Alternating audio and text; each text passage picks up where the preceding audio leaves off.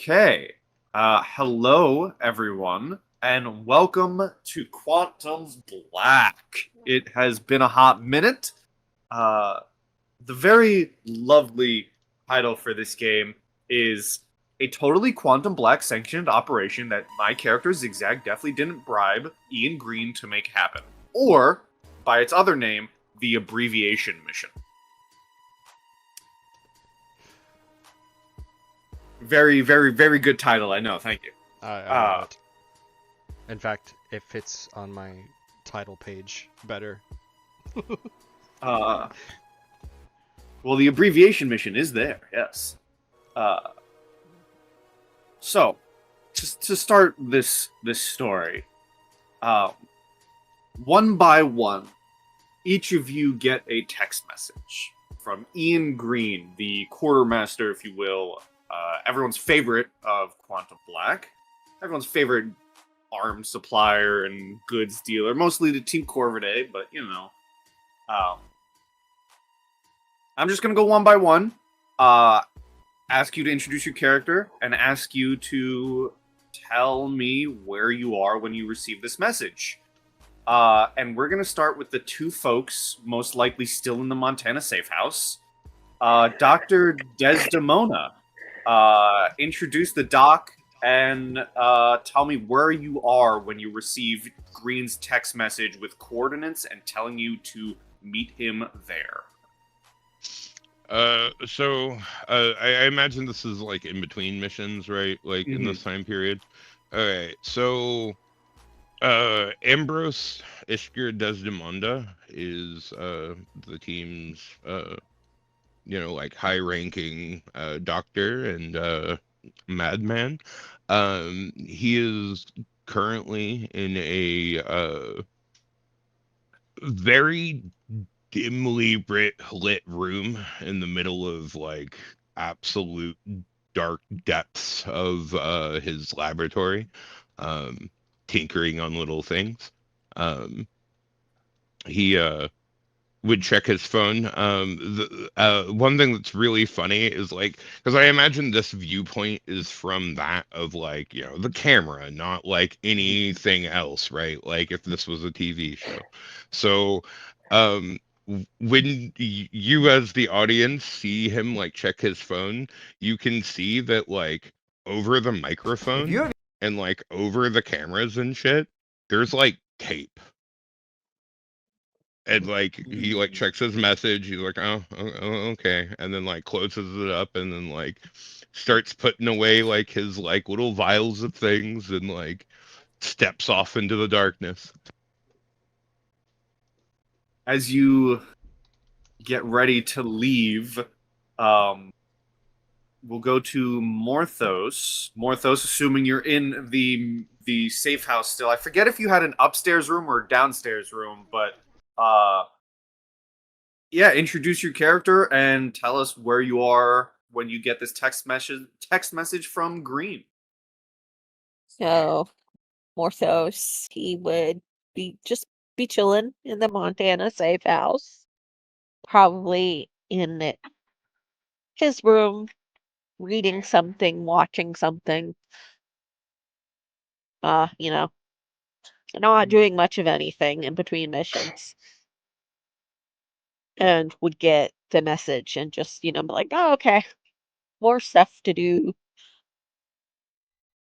You That's probably it. come downstairs or go outside. I imagine Yeah. you and the doc meet up with each other in the lobby of the safe house.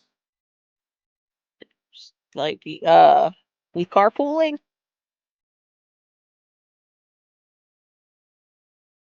Can you close the door I and get mean, out?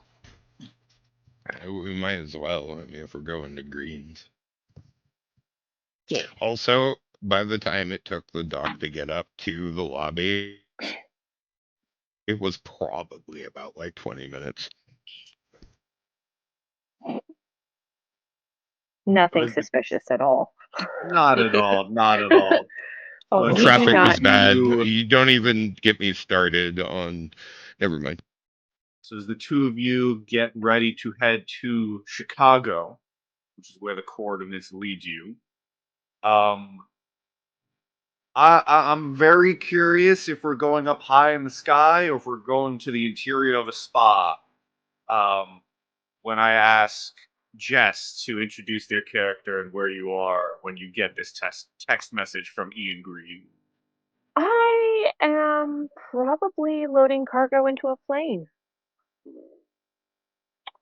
Just finished at the spa, getting my nails done Of course. while other things were happening. And yeah, time to fly out. And I probably get this text message and simultaneously get, I believe, a text message from Diego. And Yes. yeah.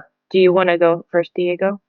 Oh, well, first I'd probably clarify that given your situation, you probably have a couple other HKT grunts loading the plane for you, and you're just Exactly. chaperoning. By me loading the plane, I mean I'm in management. Yeah. Well, Diego, ever since his last job from Quantum Black, which was regarding the ship's name, the Rio de Sangar. I forgot the name of it. Sangrador Mar. Yeah. So ever since then, he's just been staying at his little studio apartment in Mexico City, doing his own things. But when he gets a text from Green and he finds out he's got to go to Chicago, he's not super thrilled about it. He found out that it would take like 35 or something hours to drive up there in his little shitbox car. And so he realizes he's got to fly, and instead of actually like paying for a ticket and flying up there on a commercial plane, he thinks about his contacts, and he could go two routes, and he decides to go the route of the lady from Quantum Black, and maybe she's still around. And so, having met Jess at the last mission, he gets out his old flip phone brick that's in the back of his drawer and texts her, and it's something like, "Any chance you still in Mexico?" And it's not like it's text speech because he's got to click the button 3 times to get to the right letter, and he's got to translate from Spanish to English in his mind because he doesn't think that Jess speaks Spanish. No habla español. So yeah, so he's it's just, hey, you in Mexico still? Question mark. And I sent you an emoji of a sombrero. And with that, the two of you are able to link up and begin the flight to Chicago. Last but not least, Edward, introduce your character and where you are when you get this text message.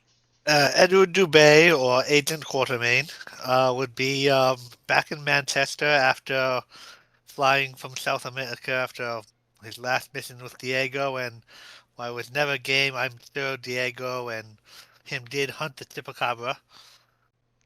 that'd be awesome. So he is back in Manchester watching the Great British Bake Off with his older teenage daughter and ex-wife when he gets the text.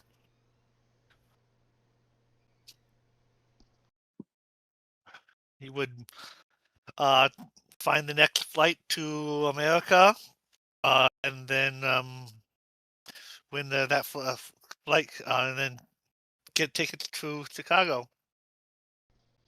You still stuck flying commercial? Yeah, but he probably had but there's probably some kind of Quantum Black safe house or something near the airport or the by that he will pick up his work equipment, his revolver and earpiece, and all the Quantum Black specific equipment in in a black high tech case. I imagine that has all the stuff that he's not legally allowed to have as a British citizen, but is his work equipment. Mm-hmm. With Board everyone, the plane and with everyone heading out to the coordinates to Chicago, we're going to shift locations. Before I change the map, though, Desdemona and Morthos, the two of you pull up in, I imagine, an unmarked car to the exterior of a quiet warehouse.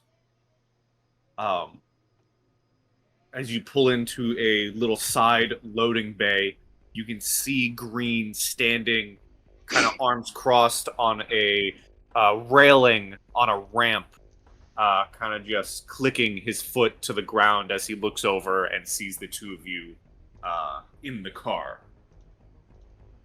Desdemondo would like reach over, pop the trunk, and then like get out, and then go around the back and like pull out a briefcase, and then start heading towards Green.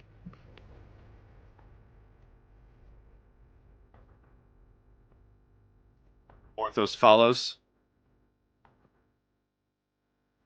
I'm assuming. Yes. Yes. All right. As the two of you go up, we're going to swap maps. You see one Ian Green as you approach. He looks at the two of you and says, "Oh, Desdemona, Morthos. Good of you to respond so quickly. The others should be here soon. I hope your travels weren't too troublesome."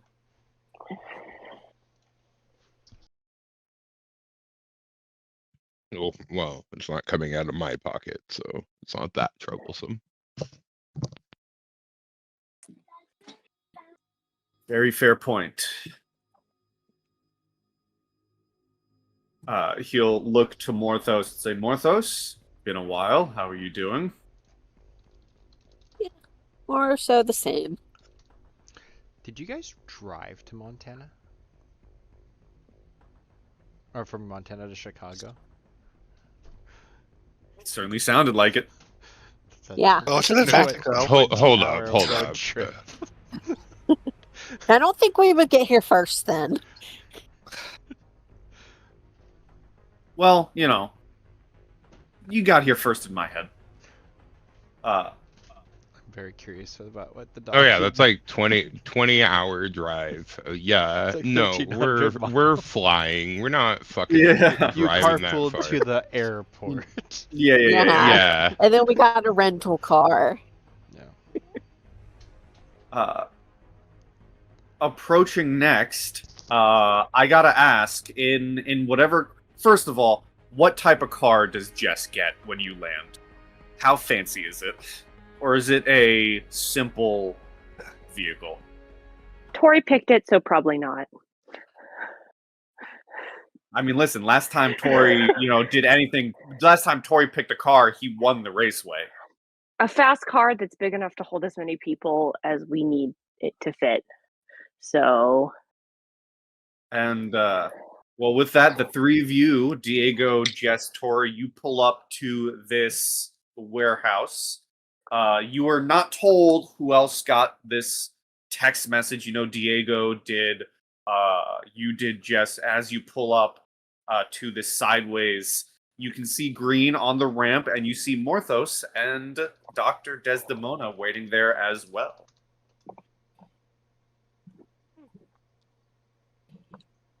And I'll put the three of you on the map as you walk up.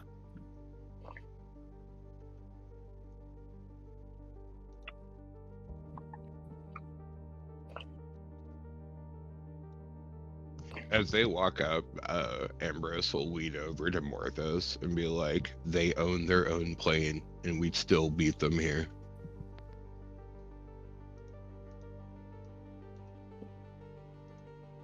Very funny to think about. Diego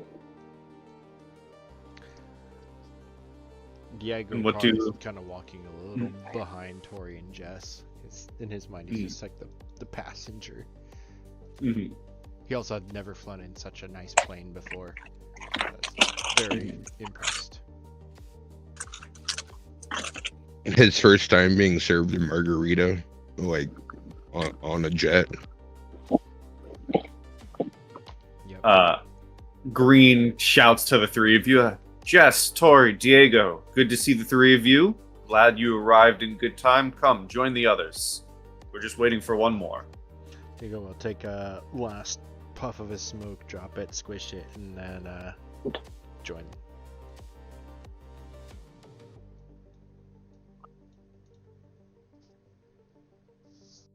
Anything for Jess? Anything for me? What? You want to do?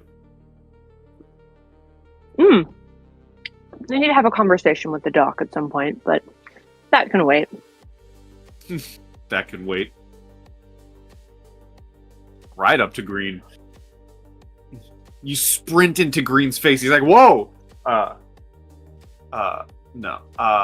Last but not least, as you ride up, Edward, to this warehouse, I think you only spy two faces, right? You recognize Jess and you recognize Diego as you pull up, get out of whatever vehicle you got, and are able to go down this pathway. He knows Toy as well. And Morthos. Yeah. the dog. Yep. Oh yeah, I guess so.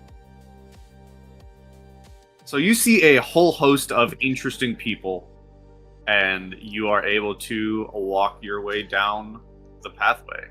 He would probably get out of a cab, and kind of talking to himself as he's walking down with his gun cases, and like, I'll never understand how you nutted, how you nutted. Oh, I might never get used to how you nutters drive on the wrong side of the road. Amigo! Diego smile like comes to his face. He holds his hands really up, and you just kind of like he'll walk a couple steps and meet you halfway, and then he'll offer to take one of Diego! your cases. You all right, mate? Yes, yes I am. How are you? Oh, can't complain. The team won its last game. Go Manchester United. He'll help take one of your bags if you let him, the rifle case, and just kind of you can see he's perked up. As Diego or as Edward arrives and the two of you are talking, Desdemona, Green kind of nods to you for a second to get a bit closer to him. Having seen the cab pull up to drop off Edward, he kind of just looks at you and kind of just whispers, looking towards the cab, and says, "That needs to be dealt with. Can we have that dealt with?"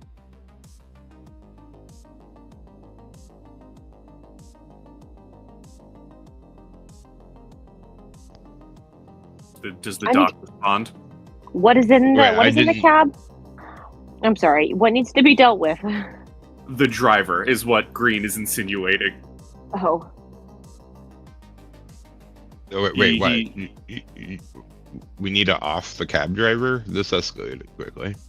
The civilian I hope that he just means drove every a wife or secret something. operative who Or a buy him secret off or meeting something. place. I mean, you could Which bribe would- him to keep his mouth shut. I mean, I could bribe someone to keep his mouth shut. That's for sure. Yeah, bribe is better than murder. Green just says it just needs to be dealt with. And does point to Morthos like, yes, a civilian driving a secret operative to a warehouse that no one else knows is currently abandoned. It's not a good look. Anyways, I'm glad you're all here. I'm glad arrived safely. I'm sure you have a lot of questions. I promise you everything will be answered in but a moment. One small stipulation before I have you enter the warehouse and I give you more information. You see he reaches into a bag and pulls out a bunch of like black hoods and says, didn't have anything planned to do this to you myself, but he requests that you wear these before going inside. And he goes to hand out a black hood to each of you. Diego will take the hood and look around, and he will put it on because he assumes there might be something spooky, of the supernatural that he is not supposed to like look at, like a Medusa or something like that. So he's gonna acquiesce.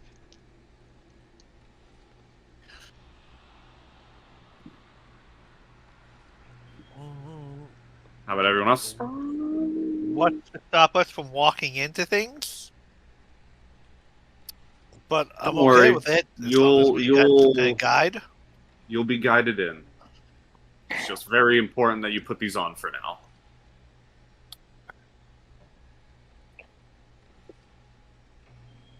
Or so I've been told. Wait, he's giving us something to put on. He's giving you a black hood to put on your head. I was hoping it'd be a little bit more stylish, but you know, budget.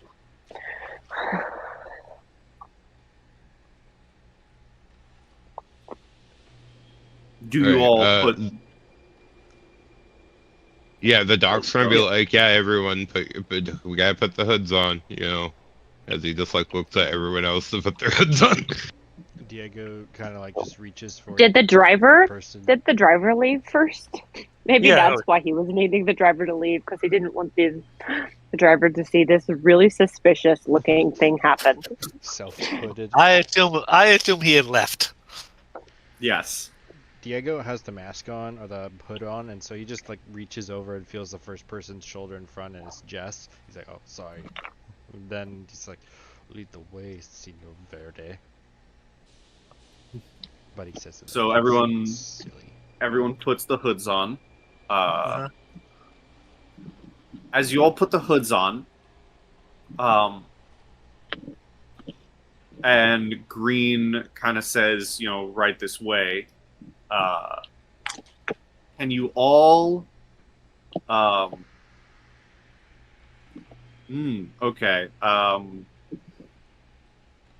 Okay. Can you all give me perception checks as you put the hoods on?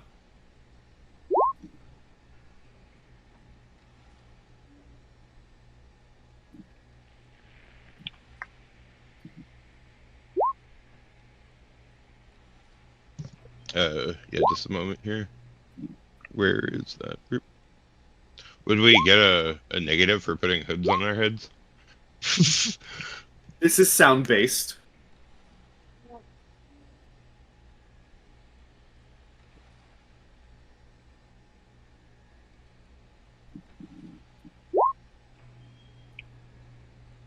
Oh, Becca got it first. Oh. Sorry. I thought you forgot. So all of you, as No, I you was guys get ready to Working move, with the mouse. some of you begin to feel this cold feeling on your shoulders. Morthos, you feel something cold on one of your shoulders, kind of pushing you forward. Same with Edward, kind of pushing you forward, guiding you. As this feeling hits you, you all hear a sound of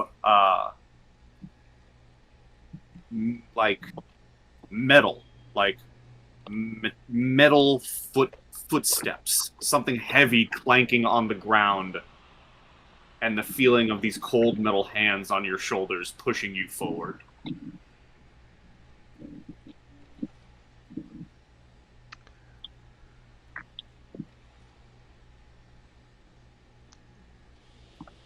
Definitely not suspicious at all.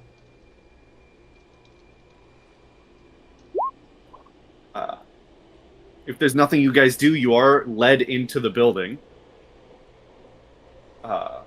which I will move everyone, and one by one you feel yourselves kind of placed by this figure into a series of chairs.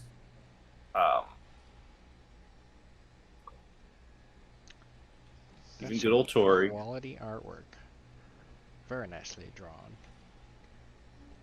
And as you are placed into the chairs, Green says, I think you can take the hoods off now. And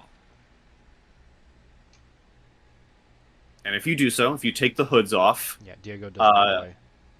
you see Standing next to Green, not in a seat, is Ambrose, Dr. Ambrose Desdemona.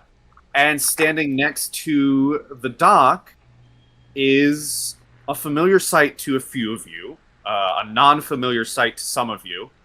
A robot with a single eye with a red Z painted over the chest. Some of you may know him as Zigbot. What the fuck is this? He said that towards Edward, but then he turns to Jess too. What the fuck is that? Oh. I think I know who that is. That is definitely strange, but not the strangest thing I've seen working here. That's not the And- half of it. As we kind of take the scene back a little bit and put the camera backwards, go reverse, the only one who did not put a hood on, I got in a message, was the Doc.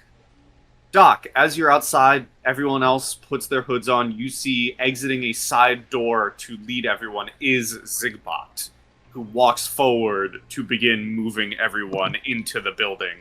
And as described, you give Green a look. You know, you give him this weird look, and he kind of just like shrugs, like just go along with it. Right. Also, I'm taking a very nice gander at all the things that no one else got to see on the walk over here. It does not need to be described as of yet, but What are your thoughts as you see? I mean, are you? I know you already said you give a weird look to Green, but what are your thoughts as you see Zigbot exit the building and begin moving everyone forward? his thoughts are just really like interesting. Like, what are we doing here? Like I knew we needed to be here because of Green, but like, you know, like what the fuck? Like, I got shit I could be doing right now. I'm too busy to die. As as we go forward and as you all are wondering what is happening, you all see a door almost get kicked open down here, and fog kind of begins rolling through it. As you hear an electronic voice come from inside the room. If he sees you draw your blade, Diego Green kind of just puts his hand like, "Don't worry." You see a figure in a dark outfit with a white mask with a red Z painted over it as he walks out with this bravado to him as he shouts, "Ah, my friends! It is so good that you have finally arrived. It is so wonderful to see you." And ZigZag immediately walks over to you, Doc, and like throws an arm around your shoulder, just nonchalantly, like all casual like. It is so good to see you all. And then he looks at Diego and Edward, then looks to Green and says, "Who are these two?" And Green looks at him and says, "You said to text everyone I could." And then he looks back to Diego and Edward.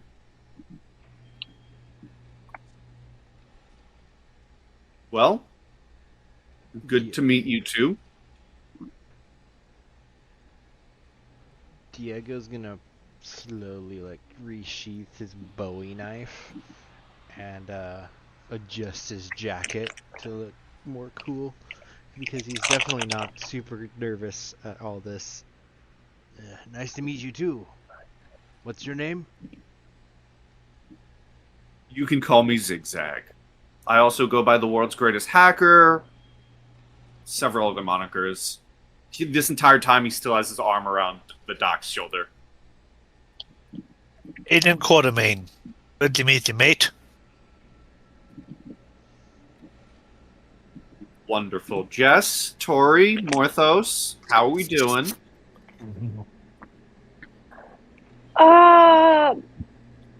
I think I could have gone for a nap after the bag was over my head.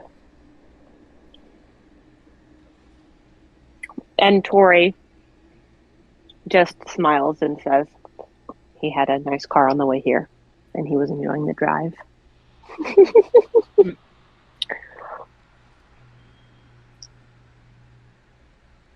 And asks how Zigbot has been and where's his body.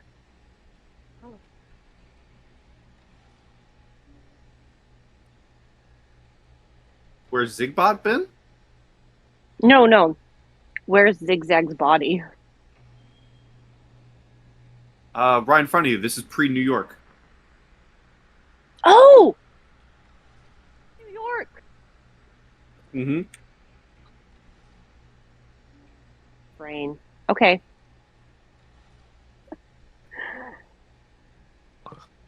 Yeah, like, you ask where's your body? I'm Let like, me- I'm standing right in front of you. This isn't a trick. I'm here. Sure.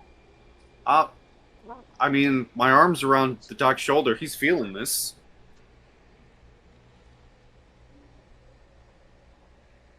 I'm pretty sure. Like you can stop touching me at any time. Well, this is a pleasure to meet you, ZigZag. We traveled a long way to be here, Mr. Green. What's this mission? Oh, at this point, I'm just here to supply the goods. This is all him. And he points to ZigZag. Oh, well, my apologies then. Yes, I was just needed to get you all here. One moment, and Green walks into that same room that ZigZag came out from, and ZigZag will begin explaining. So I have a friend of mine, very important friend of mine, that I need you all to uncover some information for. Information from, I should say. Jess, you're familiar with this. You remember the dream that we went into. I'm going to be putting you into another one. To hopefully get this information for me. Green's brought the device for me, and I've brought the target. Which at this point you do see Green begins to walk out a very dazed-looking man in a military uniform. And he brings him out and places him into the center chair. And begins hooking up and brings out the passive device and begins hooking it up to everyone. And he does say, unlike last time where Dr. Hartman was here in person, sets up a laptop on the counter here and says, they could not make it, so we have them via Skype instead. Yeah, and you see Hartman waving their hand. Hi, everyone. If Green comes close to Diego with one of the armband straps, he's gonna hold up his hand and say, "I don't do drugs," and Green would probably be like, "There's no need to us." And then put Green's it on like, anyways. "You're fine," and slaps it on him. Can I roll Green. a will save for Diego? Because this might make him start hyperventilating. Sure. Not actually that, but he's very, very hates anything like this being attached to him. But he's going to stay in control with a 4. But you can tell it's just like getting like your blood drawn if you hate needles. That's what it feels like for him. He's like kind of like squirming in his chair, wanting to take it off. Am I to understand we are going into a dream? Yes, this is going to put you all to sleep, and you're going to go inside that man's dream, pointing towards the military figure in the center chair.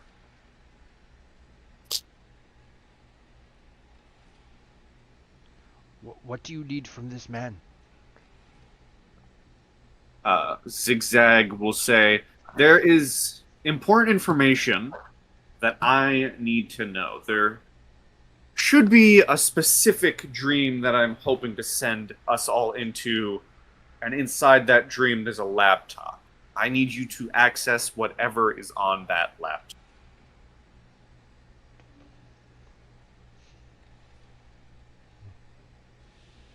Very important that you do. There's likely to be resistance, so dream of your weapons in your hands. Well, I mean, I've hunted all manner of creatures all across this great world.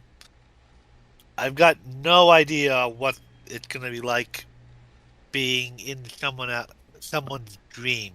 Do our weapons even matter? Yep, they do. I think of it this way. You know that upgrade you've been really wanting to get on your gun, and that second gun you've been wanting to get? Think about holding those as well. Super handy. Oh, also snacks. Don't forget to think about whatever food you want to eat. Makes it a little more enjoyable. What if I actually prefer the good old fashioned iron and steel to the handcrafted rifle wooden stock to those manufactured monstrosities some of the modern soldiers use. these Tupperware guns? What if this man's dreams are nightmares? That's why you want to be carrying a big gun. Ambrose are just fucking hackling in the background. This is going to be a great time. Which Green does go up to Doc and says, "Do you mind taking your seat, Doc?" Sure, why not? I've seen this movie. Let's do this. And then he will look towards Jess and say, "Jess, do you want Tori to join you this time, or do you want him to stay outside of the dream like last?" He'll be in the dream, just not his mental state. So physically he'd be out, but in the dream he'd be projected. Yeah. So Tori will stand up out of the chair, and ZigZag will go running into the chair. And pat Tori on the shoulder and says, "Oh, well, stay safe, buddy." Green looks at you all and says, "Well, good luck. I'll watch over you all as well, and get ready to sleep."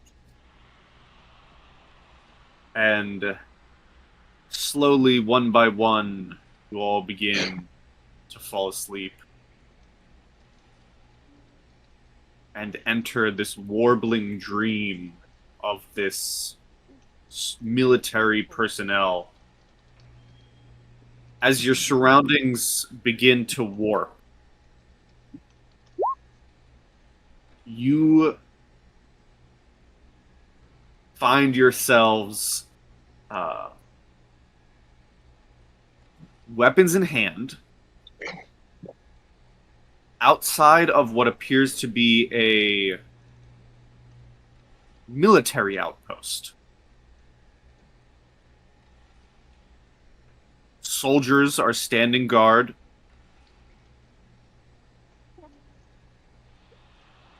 And you are outside. I want to know what the doc's holding.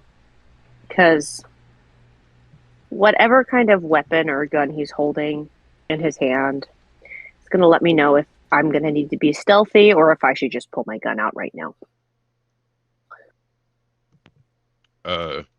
If you look over towards the dock, first of all, you wouldn't instantly recognize them. Matter of fact, you just don't see the dock, but you do see like a person. Okay, who's the person who I start this? who's the person that I don't recognize?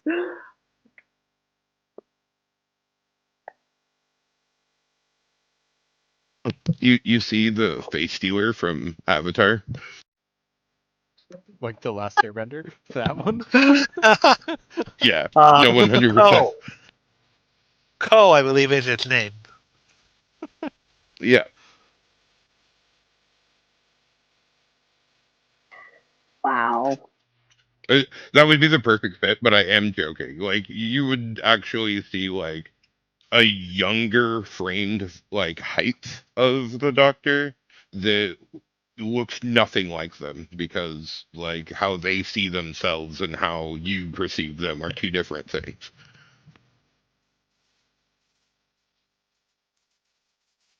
Okay, well, what kind of gun is he holding? Am I gonna need to go on stealthy?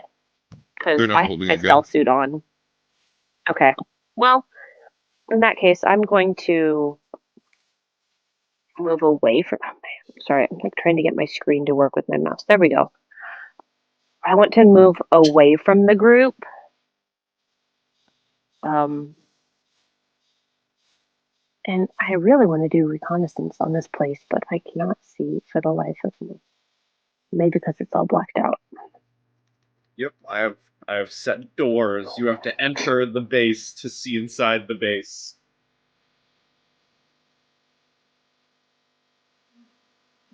In my dream, I'm wearing stealth gear. What is this thingy right here? What is that? Like concrete barricades. What a weird way to be standing in front of the door with a concrete barricade at that location. And Okay. you are away. You guys are ways off from the base. You're not directly in line of sight of these two soldiers.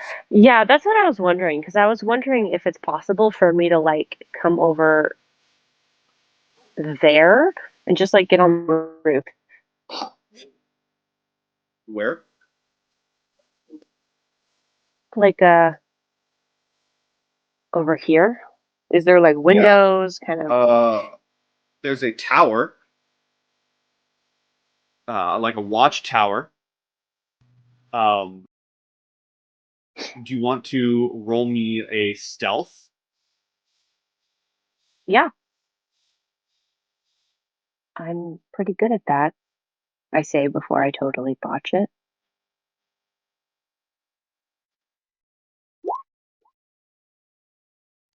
6 is pretty good. You can activate Not totally botching it. your suit and begin moving along the western edge of the military base walls, putting you right here, um, on the edge of the tower. Um, do you want to try? I know you have your grapnel machine, but that makes noise. But the big one makes noise, I believe. How do you want to get on top of the watchtower? Does it make a bunch of noise? The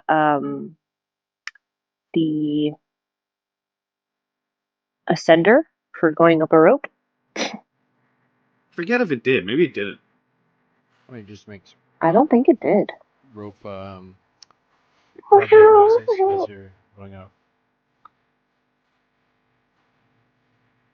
It's like the sound of rappelling, but a little bit upwards instead of downwards. Okay, so yeah, you can then activate the rappel and go zoop all the way up. And Cool. as you go up, I'm gonna put you inside the walls. You go up, you latch on, you climb over the railings. Luckily, there are no soldiers up here, and you are inside, and you see what you see here. I would, with the comms that I imagined in everybody's ears, I would give them an update for what I'm seeing in the building. In the And dream, then he definitely see won't what. have any earpieces though, so he doesn't hear.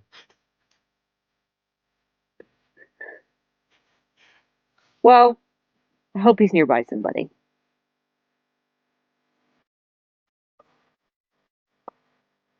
So Edward you would. all get relayed information, multiple soldiers within various buildings. Go ahead, Edward. Edward would look probably a little younger than what he actually is, but still recognizable. And he would be dressed in the African safari looking, kind of like the guy from Jumanji or that kind of outfit. Okay.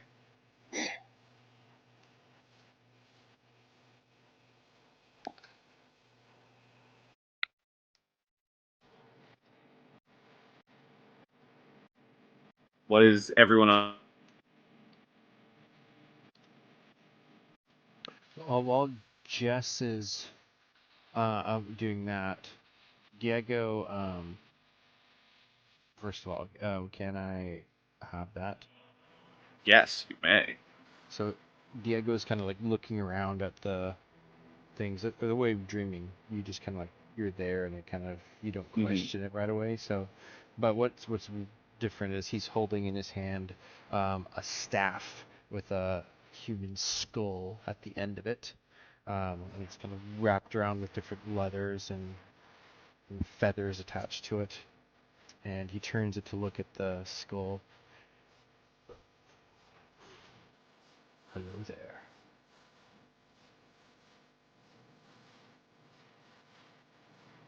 He'll turn to the doctor. And actually, he might turn more towards Edward because he knows you the best. What are we doing?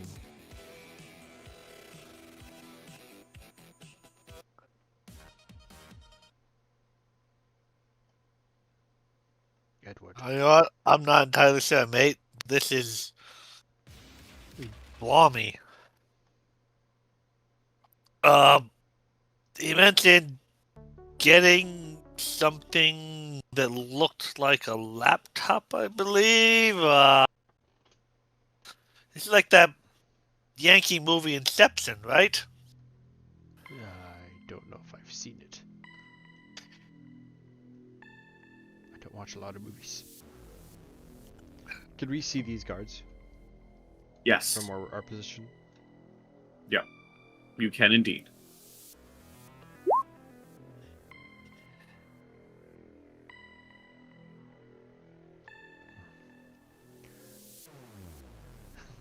If a crow lands on my staff, he would say,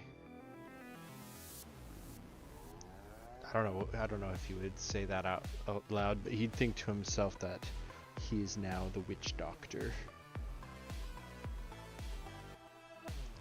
How's Morthos feeling?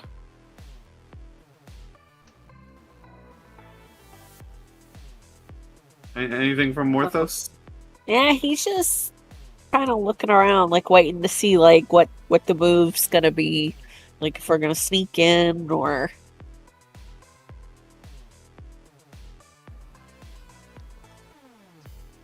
What are you all doing? Jess is inside and is relaying information, and you're all outside.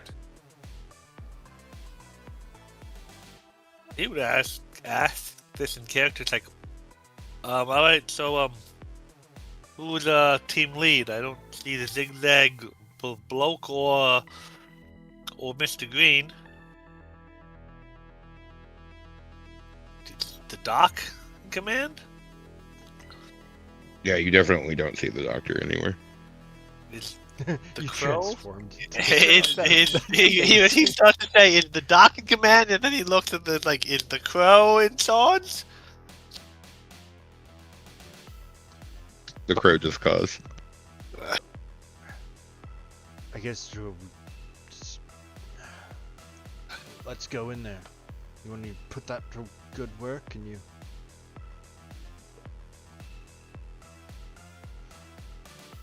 Well, Do we? Are these enemy combatants? Can I see if they have any markings on them?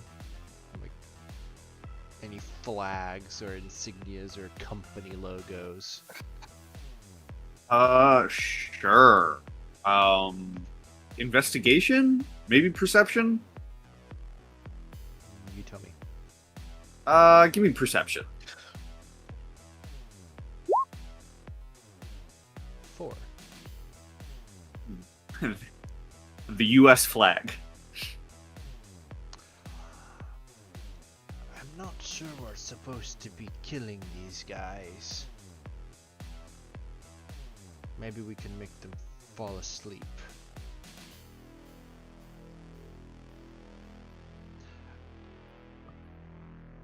The Hey. bird caws, but in a manner which sounds like laughter. But are they really real if we're in a dream? Shall we find out? Diego's I gonna don't- stand out into the area, holding his witch doctor staff. They're probably some kind of mental representation of a mental defense. Kind of step out into the that we need to roadway. bypass. Diego, maybe like a here. Yeah, I'm gonna start walking towards them as well. Not running, but just like walking Yeah. in the open with the staff. I'll say as you get about like you do see both soldiers kind of look at each other with a look on their face. As you get about halfway, one of them does throw their hand up. They're holding rifles in their hands. One of them does. I'll say this guy up here throws his hand up and says,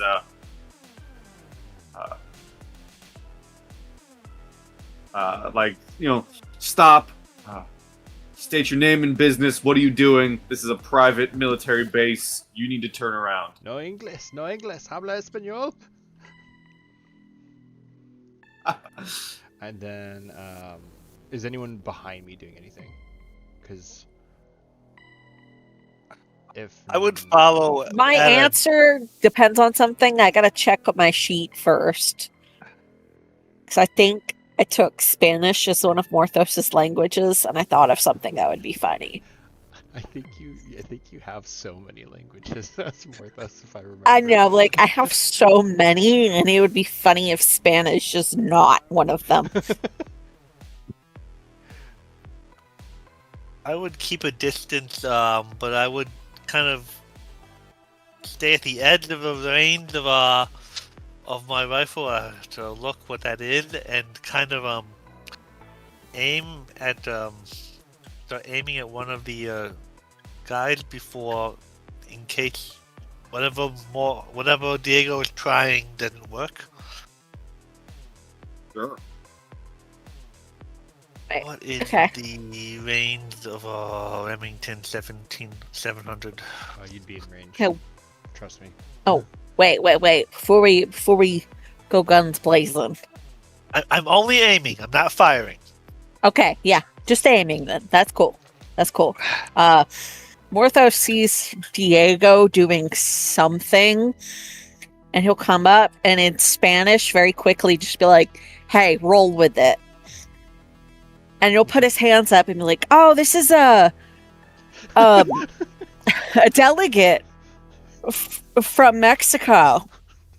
He has a meeting. I'm his translator." This is so amazing. This is hilarious. You're getting a style point. Yes. I'm going Oh to my just god. assumingly put a big his arm around Morthos. Said, mi amigo.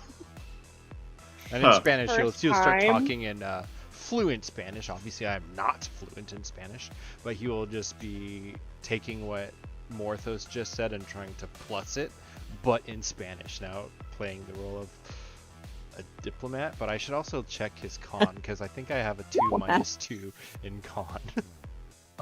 It's okay. If I can be convincing enough, maybe I can cover for you. Oh my god, that's so funny.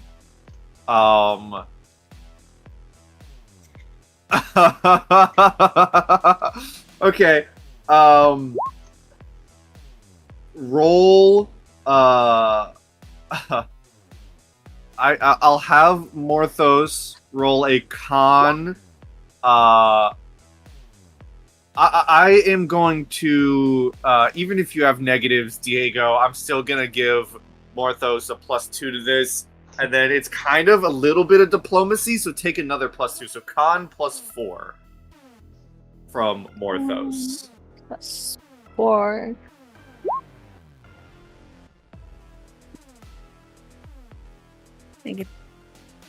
Yeah, did I need to put the plus in the... No, you don't No, need the physical. that went Okay. through. So yeah, you did it Cool. good. 4, 6. Yeah. As you, that's hilarious. Oh, they're simple soldiers. I'm not gonna roll for them. You got a 4. That's okay. That's good. You know, go. I'm a delegate. I'm a translator. The soldiers look at each other, and for a split second, you see something like the dream itself kind of warps around their faces to make this reality anew.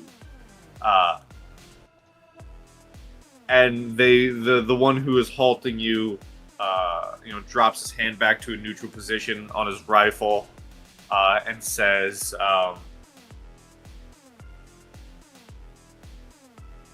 "My apologies. I didn't realize we were expecting anyone. Why don't you come on in?" And he'll walk over to the entry gate, knock on it a few times, and it opens up. I'm gonna lean over to Morthos. I hope you know what you're doing. I come up to join them.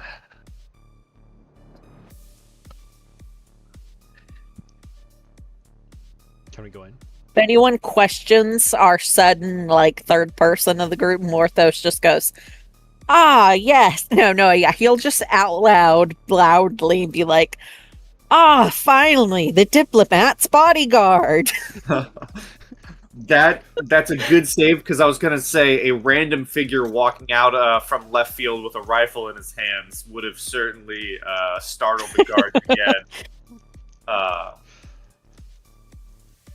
But you all can begin walking inside. Jess, from your position, you see Morthos. You hear what's going on, and then you see Morthos, Diego, and Edward begin walking into the base.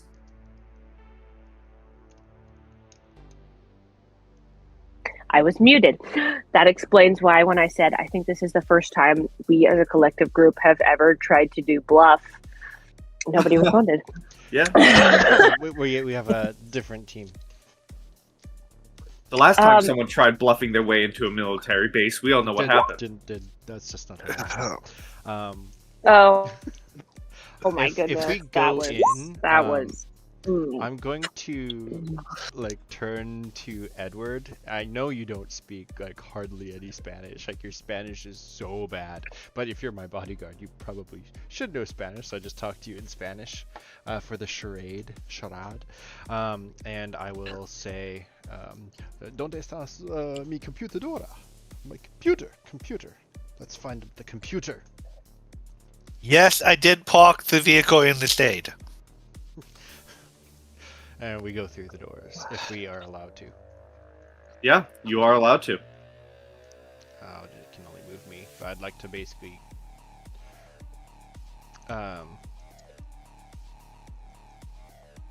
just the most weirdest looking diplomat with my witch doctor staff. Yep. They don't question it. And you are able to enter the base. I think a guard will actually enter with you, and if you say you're a diplomat, he'll begin kind of guiding you where you need to go. The other officer, actually no, the officer from this building will come out and begin to guide you, getting the information that you're a diplomat. And will begin leading you. I'll just move you over. You are led to a very dark-looking building with 2 other guards in front of it. And Jess, you're still in the tower. You've seen them enter, and then you lost sight of them. What would you like to do?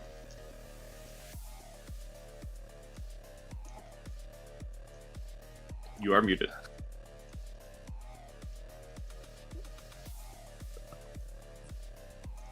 Oh, do we have a Jess? I think you're talking to me, but I'm cut out. Like, you cut out so bad. Just was I audible for everyone no, else? You're fine. Becca, hang up from Discord and rejoin the call.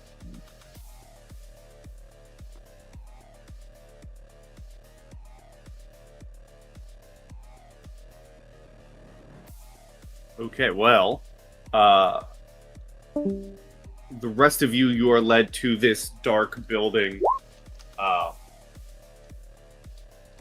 where you are kind of given this soldier leading you tells the other two that this is a diplomat, this is the guard and the translator, and to let them in. Can I see if these guards all just look like the same? Sure. Are they like... Because Diego's never done this before. Out of character, I think I pretty much know. But just to stay true to character, can you tell that this is all really is just their projections? Well, as I said as you entered, you have seen their faces kind of morph and shift to the new reality. They definitely do not seem to be real. So Diego, even with a 2, he can pretty much determine that. Yeah. And Becca, if you're able to hear me now, I was asking what Jess would like Yes. to do while you were in the tower. Because you saw the 3 of them enter, and then you lost sight of them beyond the walls, and you're still in the tower. I'm going to keep an ear on them in my headset and keep an eye on the guards outside just to make sure that they're not, like, thinking anything suspicious, you know? Okay. Yeah, give me a perception.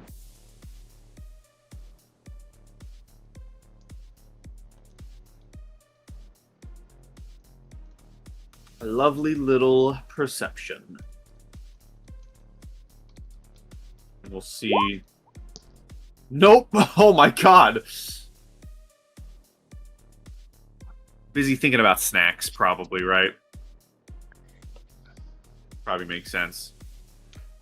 Just the projection of Tori just suddenly manifests behind her or something. Yeah. But the soldiers open the door for you, and the 3 of you, well, technically 4 of you, are allowed to enter the room. You see a military-looking command center with a laptop at the end of the desk in the center. An untouched laptop. It is open. Is there anybody in the room with us? Does not appear to be.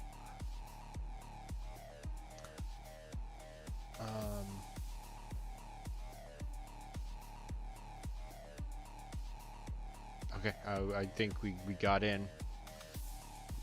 That's probably it. Do you want to grab it?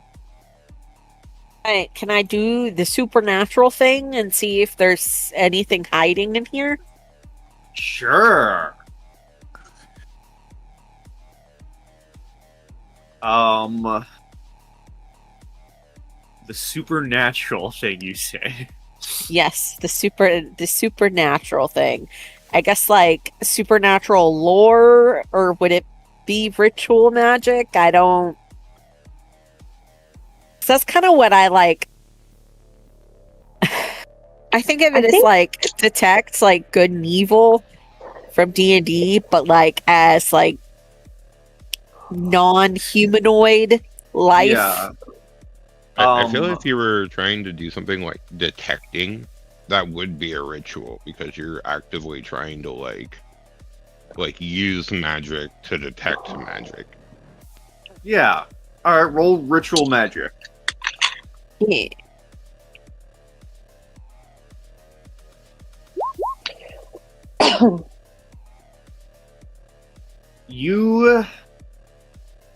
I'm gonna play loose with magic.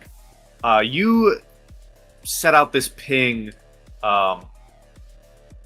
Is it like the token? You flip through your book in your hands, and what does it look like as you let loose this magical ping of energy? I mean, yeah, it's probably like, he flips through his grimoire, and then there's kind of like this pulse of maybe like a light purple force of magic that just kind of goes like out throughout the room and then slowly dissipates.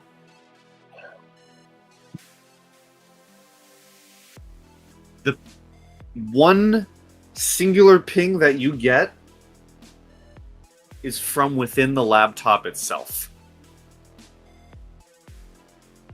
That's weird. That's weird. Something spooky in the If laptop. you think it's weird, then it's most definitely weird. Yes.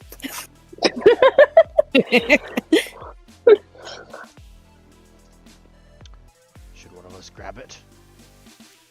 I think Do we have to grab it, or do we just have to take a gander at it and I don't remember Get what the information. that person wanted. Don't you want the laptop? Yes.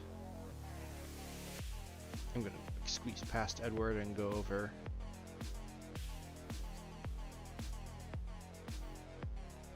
If no one does anything, I'm gonna like spin it around and Yeah, I guess we just take the whole thing. As you walk over and spin it around to show the others, the laptop lights up, powers on of its own nature. And on the home screen, there is a single file, an unnamed file, within the very center of the home screen.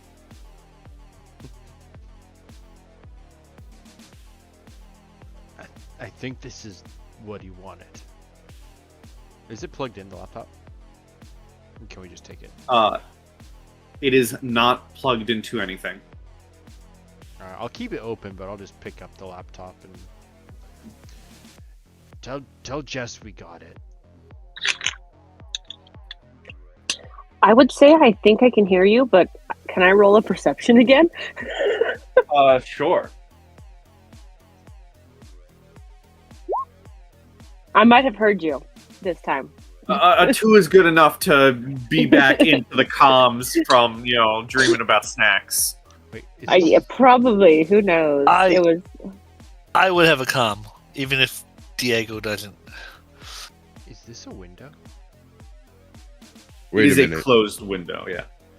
All of a How sudden. long? Go ahead.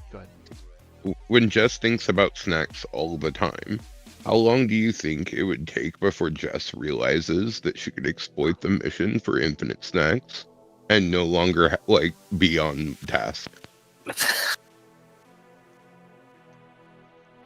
Mm, Do calories consumed in a dream count? No. No, and that's the best part.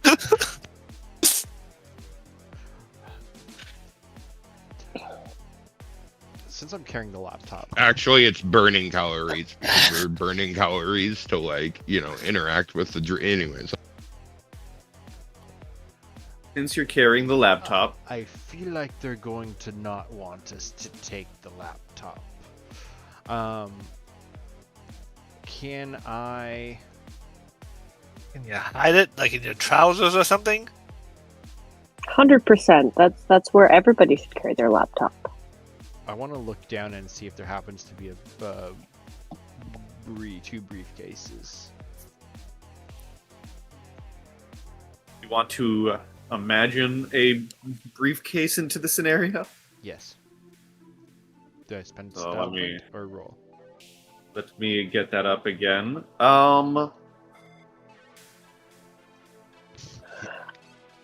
What is it, a dog. willpower? Yeah, you can roll me will. Roll me 2 wills, actually. First one is 4 sus and 1 sus. Morthos, Edward, and Ambrose Crowdemona. Can you give me perceptions?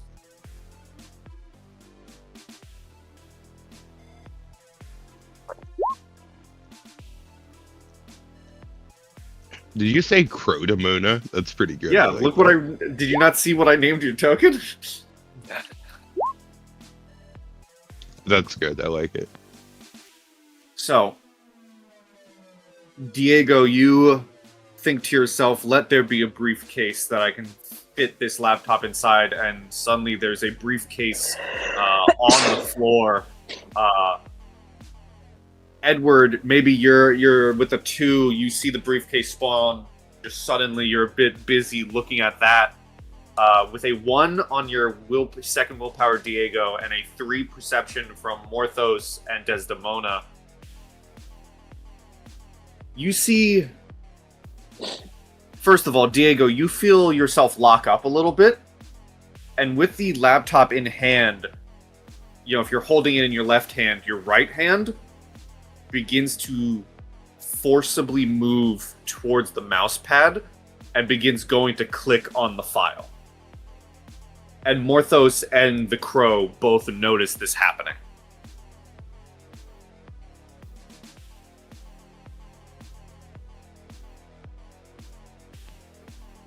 What's funny about you saying that is I was typing this.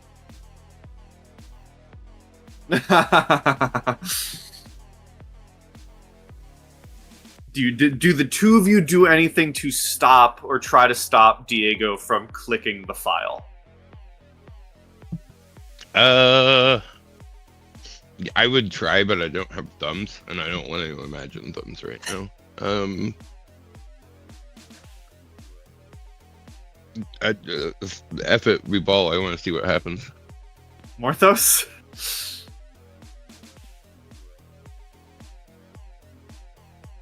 Yeah, I'm kind of confused as to whether we're supposed to see what's in this file or not. So I think I'm just gonna let it happen. Okay. In my defense, my flaw is experimentation. So let's go. That's a very fair. You know what? I'm gonna give you a style point for that.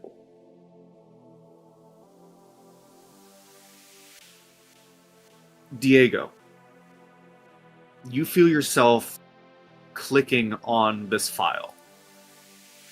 You open it up, and inside is a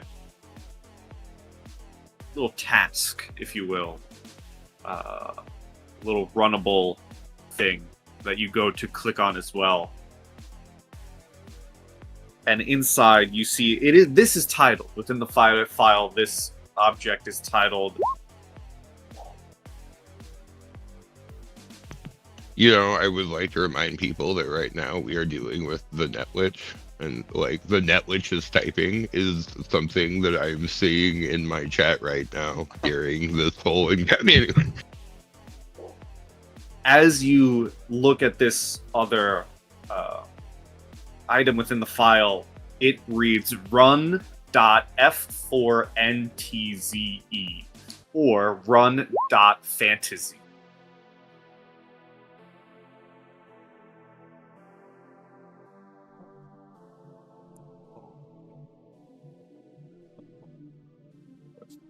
I'm going to ask you, do you want to roll another willpower to not click on it, or do you want to click on it? Oh, sorry, I was muted.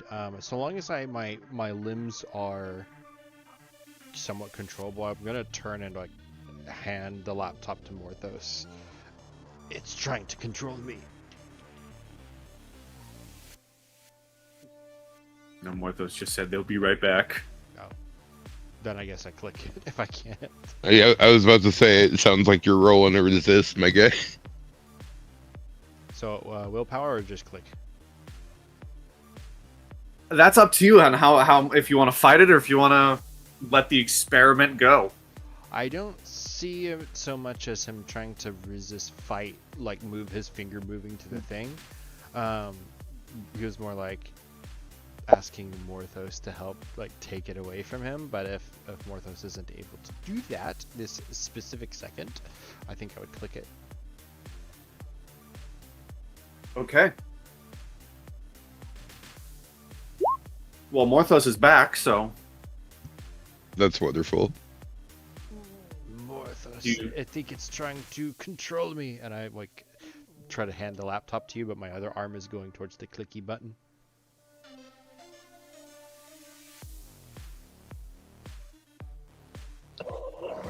I don't know. My first thought was to take the laptop. That might not be the best idea, but if you hesitate, you can always click it.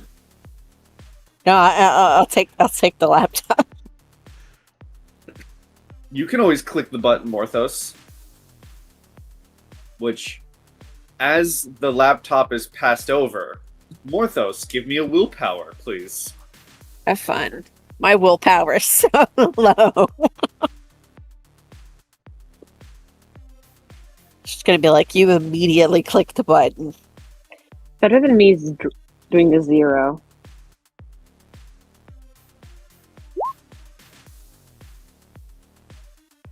Yeah, 2 is not gonna do it for me, as you have a little bit more control than Diego did, but you still feel your arm going to the touchpad and clicking on the button, opening the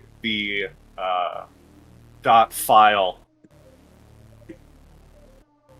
As you open it, if any of you see the my icon in Roll20, the net lich, you see that image appear on the screen, and a electronic laughter begins to fill the area. As even you, Jess, you hear this laughter through your comms as the area begins to warp. The very base you're in begins to shift and warp. And oh, I love this so much. You find yourselves in a section of wooded area, a wooded area with brambles and trees surrounding all around you. Me included? You included. Oh, lovely. Tori is there as well. And you hear a voice booming. You see the symbol of the net lich in the bright blue sky ahead of you or above you. And the voice booms out.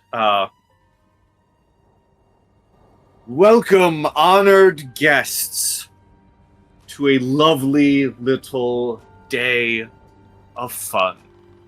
It is so good to have you all with me. I will be seeing you very shortly. Make sure to learn your new abilities and get used to this new land. You'll need them.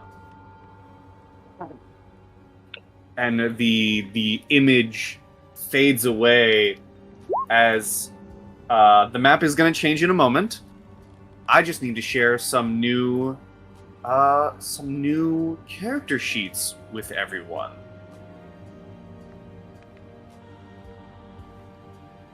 In your journal, Desdemona, you should see a new character sheet titled Desdemona the Necromancer. Diego, you should see one titled Diego the Rogue.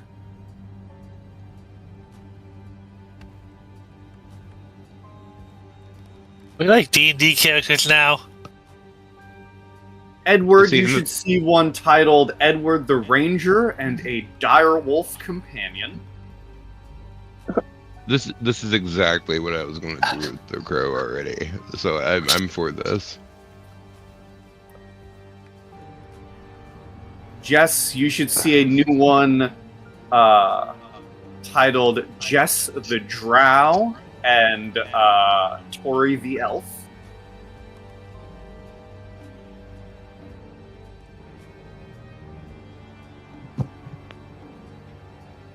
And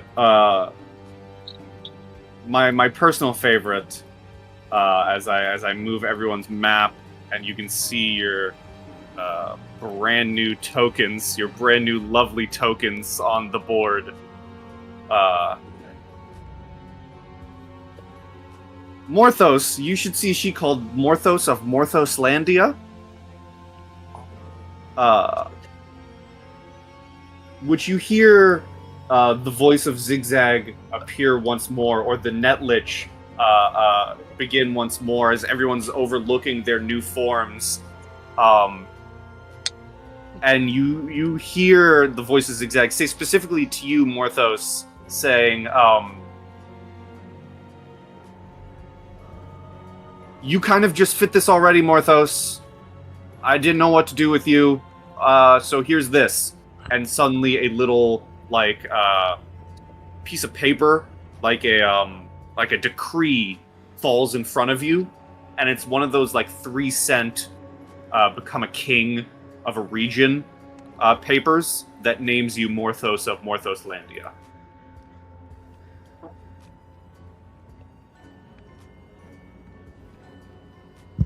A lovely little village south of here. You should visit it sometime during the summer. Quite lovely. Mm-hmm. Mm-hmm. And Diego, you have this hood on. Jess, your skin is purple, and Tori has elf ears. Desdemona, you have a staff and a wizard's hat, and Edward is a full-blown wolfman.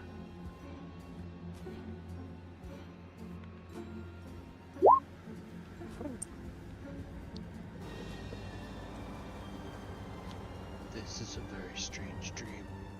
He grabs at the fur. It's like, no, it's not happening. Wait, I'm still in control. I'm still in control. Can I take my hood off? You go to try, and you get the Jurassic Park, Okay, he's definitely gonna try. You keep trying, you keep getting the That's not the This is spirit how- of the game. This is how we dictate your class. You have to wear this. It's a requirement of your build.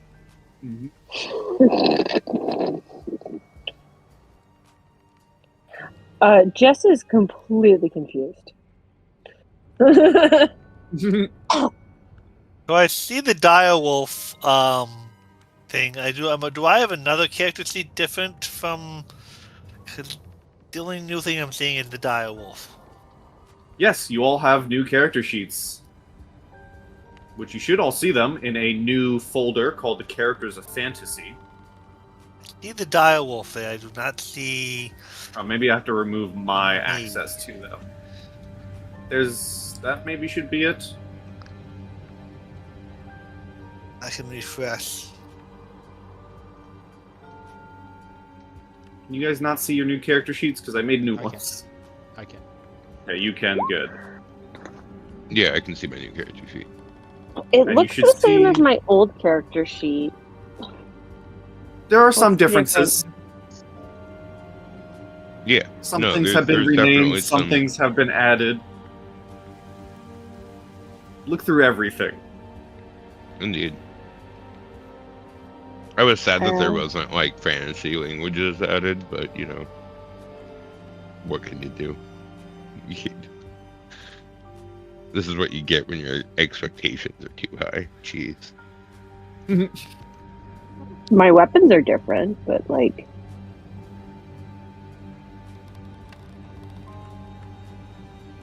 He would be saying things like, "I took the formula. This shouldn't be happening, but I'm still in control." allegedly I still have my airplane though. Yep.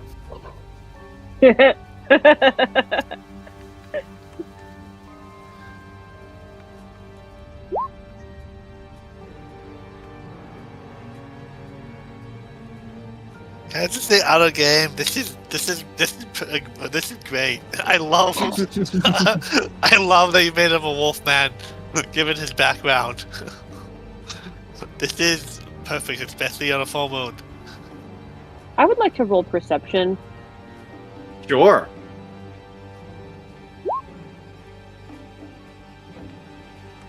Hey, it's better.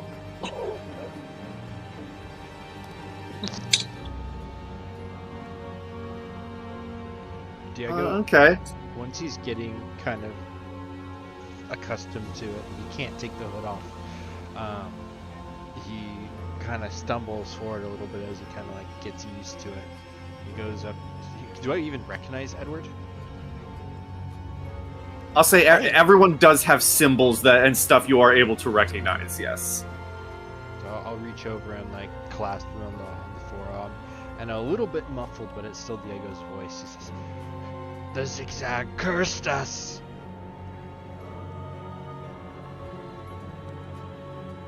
You're a beast. I'm It in this didn't be happening." prison." And I clutch at the hood, but nothing happens. Just you are able to see through the hood. You just can't take it off. Yeah, but it's disorienting. He does not like He's it. still not entirely, or had not entirely realized what's going on. And he would say, "This shouldn't be happening. I took the formula."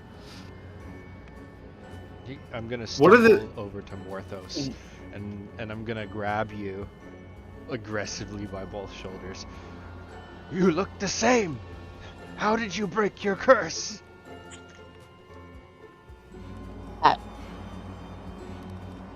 He just kind of like is silent for a second. He's like, I don't know what's going on either. I'm gonna look around again and see Jess's purple skin.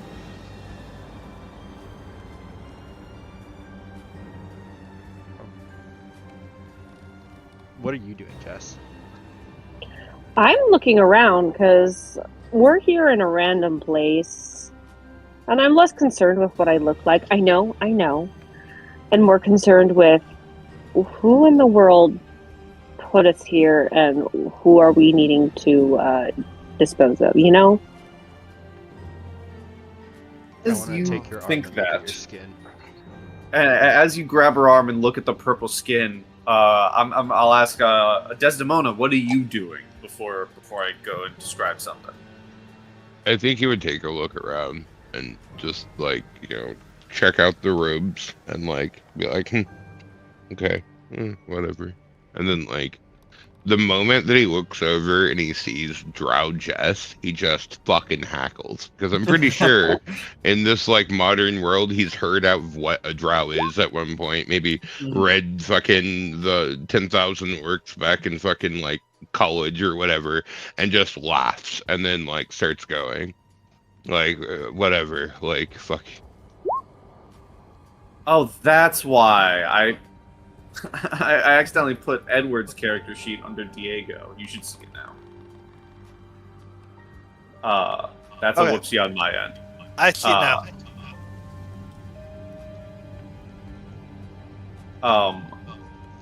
And all of your, some of you have some fun weapon names. Some of you not so fun.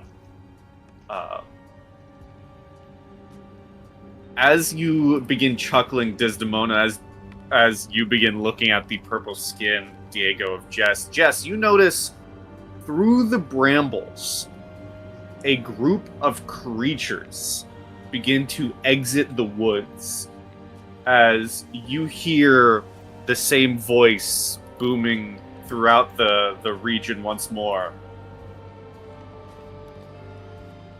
Oh, a perfect chance for you to get used to your new bodies and your new abilities. My minions have come to say hello. And through the brambles, you see two brutish-looking orcs and a grouping of goblins. And we're gonna roll initiative. I rolled perception high pie, and you never told me what I saw. Do they? And I You never got see a them chance to before- warn people. That's what it is. You see them before the others, so you're not gonna get blasted from the woods in shock.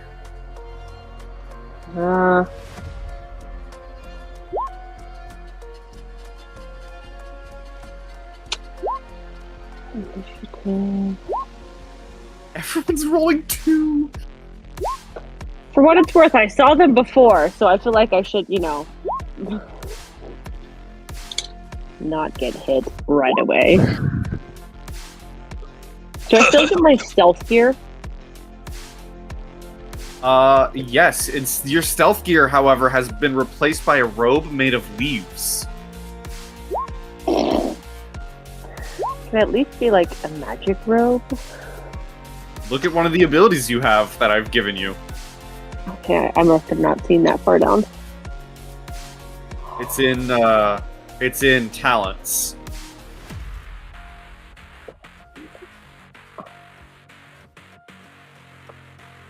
Diego randomly has Oh. Jess's flashlight in his character sheet. I I don't know where that came from. Probably the Sangre de Marsh. It's interesting because Edward actually had one rank in archery, even in the modern world. This orc with this two-handed axe in his hand is just gonna move right there, snarling, spit slobbering from his mouth as he encroaches on the group. But that's gonna be his turn. Morthos, what would you like to do? It's very funny because, as I said, everyone looks different. Morthos, everyone has different equipment on them. You fully have your grimoire and your magical fucking pistols on you. You just have your guns. That's funny. No, I was gonna be like, no, I'm gonna make this difficult. Fucking, I'm gonna magic missile. Figure it out. You can.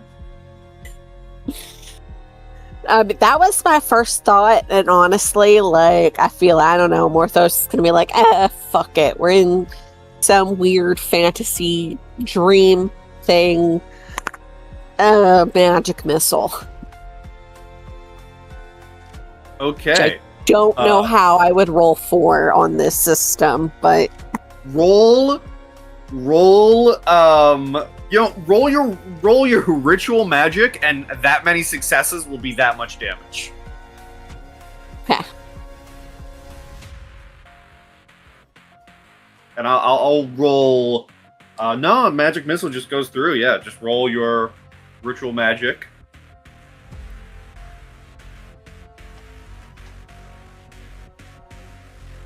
Scrolled past it like a bajillion times. I'm gonna say it's canon that this music that you're all hearing now in Roll20 is actually playing in the scenery. Oh, I muted the music.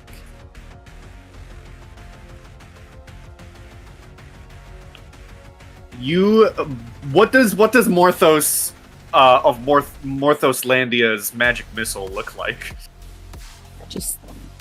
I don't know, what color is magic missile? I don't know, it's purple. We'll just say it's purple. Okay, Just you pew pew pew. Like blast out of the grimoire. Mhm.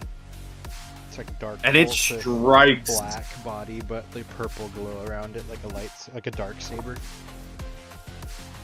It blasts this orc in the chest, who is taken aback for a moment. He's still standing, however. I do believe you can move if you want. No, I think I'm gonna stay where I am. All right.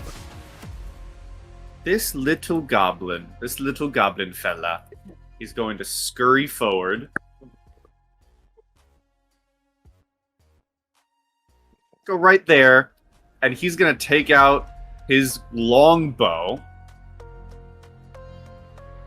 and he's going to fire it at the Wolfman.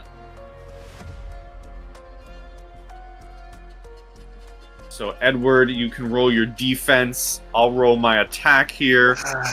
Defense. Okay. We only got 2. The Goblin Longbow. The arrow just goes right past your head and does no damage. Diego the Rogue. With the music overhead, and then just kind of the goblins and stuff, it's kind of sinking into him about what's going on. So he is going to pull out one of these twin daggers, and can I focus on it and change it into a machete-sized blade? Sure. I'll spend a style point if I have to. Spend your style point. Okay, so he's going to switch it into like a cartel machete and just change this, like literally in his hand, it just grows and shapeshifts. Mm-hmm. And As it shapeshifts, you do see that the world still has some say on it, and it has like fancy golden filigree through the blade. It has a fantasy sword-like hilt and handle. It has a little skull on the bottom of the handle. so he's just gonna lift it up and run past Morthos. 1, 2, 3, 4, 5. I think he can get there. I've got a speed of 5. Can I go diagonal for 1? Yeah. Okay, cool. Then I'm gonna run up and try to just remove the head from this orc after Morthos just riddled it with magic. All right. Would it switch to the 3L because it's now a machete? Blade large. Yeah. Okay. So you turn one of your daggers into basically a sword. Let me roll his defense here. It wasn't technically an attack, but he took damage, so I will give him this -2 to it. Once per He turn, rolls a roll the 2. melee skill and add successes to any successful melee weapon attack. So I deal 1 damage plus a melee roll for my assassin ability. So that will be 3 points of damage, and I would like to... I didn't specify I was doing a targeted attack, so I guess whatever. I'll just strike it towards him. So 3 points of damage. You swing this machete. You make use of your assassin ability, which I did give everyone some unique abilities. Minus Morthos, because Morthos, you are the wizard of this game. And you slice his head off. Okay. I'll then, like, soccer kick it over towards this guy. Actually, I don't think I can do that. I'm out of actions. But that'd be funny. Jess the Drow, you are up. My question is, are those on the ground? Are those thorns, or can I, like, get into a tree and be stealthy? They are thorns and bramble. Am I able to get into a tree? Because I really don't want to be on the ground for this. I feel like I'm, like, behind where people can hit me. Can I go over here and be, like, hidden, like, down behind the brambles that's high? Like, are they tall enough to give me some cover? You want to use your ability? Yeah. I mean, yeah. How do I do that? So +3 So to roll a stealth. stealth with a +3.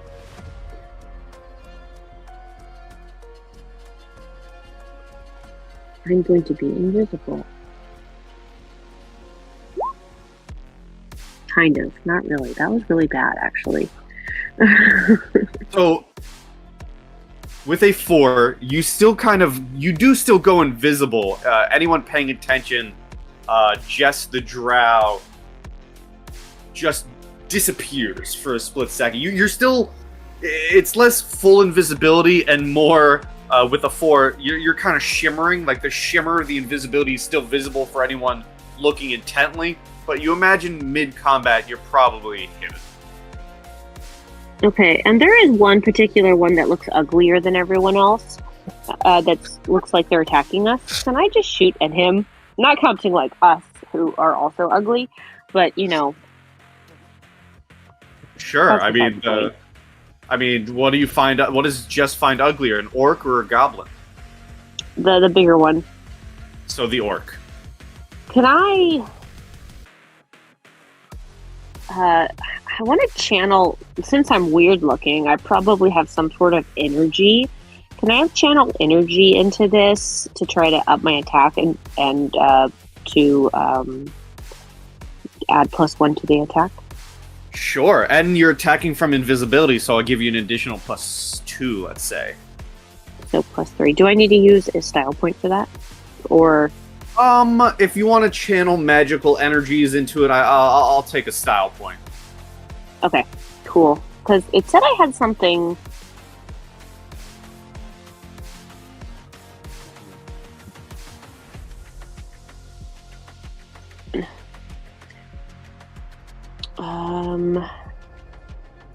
There was shocking blast. That's it.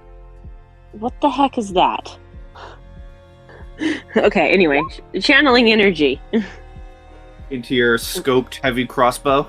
into my scoped heavy crossbow. But there's my thingy-mabob. Okay, the orc is going to roll his defense. You fire the crossbow, the heavy crossbow, and it pierces through the mouth of the orc mid-scream, dropping him. Whoa. Good news for us. And you are no longer invisible. Oh, well, that's news for me. The goblins. 1, 2, 3, 4, 7. They're both going to run up next to each other. One of them's going to fire at Diego. One of them's going to fire at Morthos. So this is the attack at Diego. 5 successes.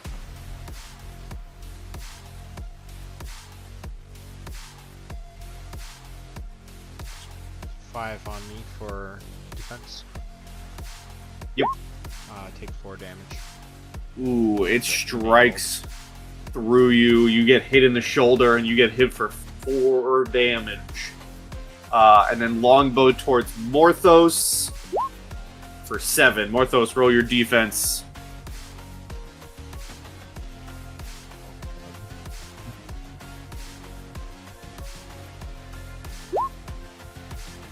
You only take 1 point of damage. Edward the Ranger. Now, does the wolf get its own kind of actions, Yes, or the wolf should be on their own initiative because they are a follower. oh, okay, So they'll go after you. okay, just after me, okay. Edward has not drawn the bow. He is still trying to figure out why he is transformed, even though he took his wolfsbane potion. So he is not armed, but he was thought at. He is going to howl as the werewolf and charge up over here and use the new claw ability against that goblin. Alright. Roll his defense. You go to claw, but the goblin jumps out of the way of the oncoming wolf man.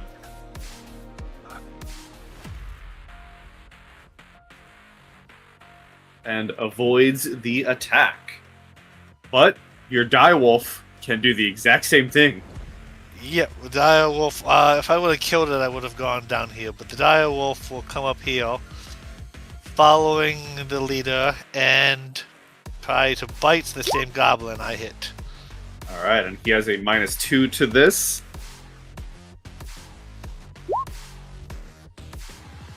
Four damage. The direwolf rips into the goblin's throat and kills it.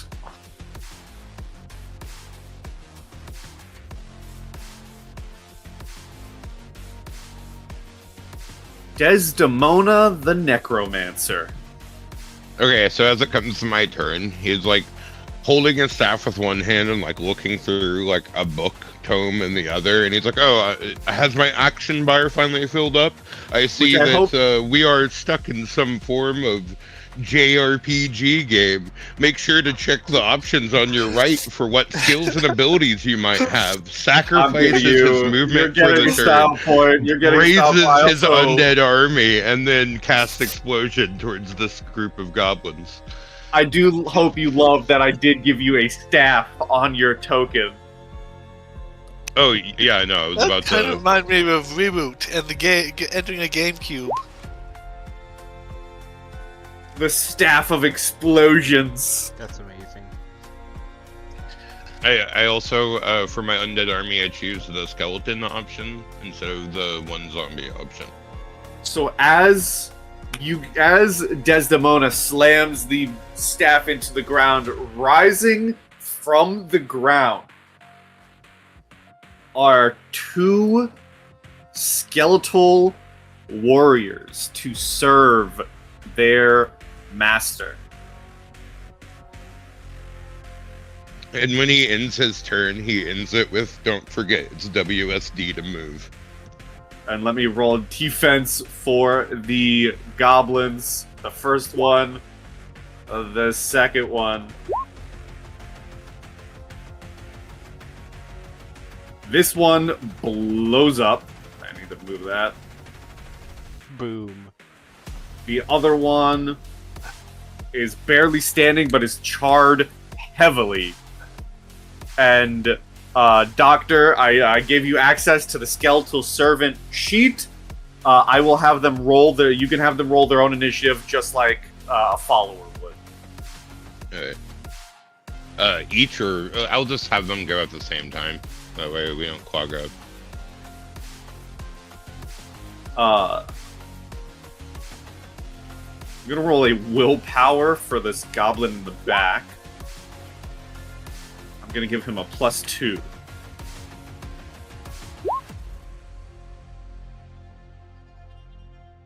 You see this goblin in the back is kind of shaking in his boots a little bit, but you all hear that voice, the image of the Netlich appears behind this goblin, and you all hear it say, No, this isn't how it works. You don't run. Get back in there." And he's gonna attempt to fire at the... he's gonna attempt to fire at the direwolf at a -2.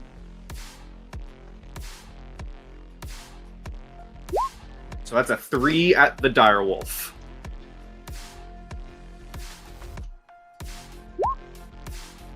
Direwolf dodges it. Morthos of Morthoslandia, you are up. Woo. Haven't thought about what spell I'm going to do. That would have been helpful if I did.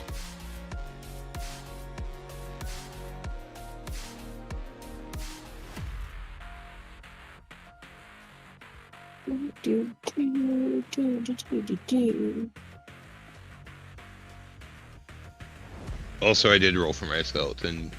Yep. They're in there. My first thought was like, I'll just do like Ray of Frost or something like that. So I'm just gonna go with that instead of trying to find something fancy right now. All right. I gotta get closer. What is my move?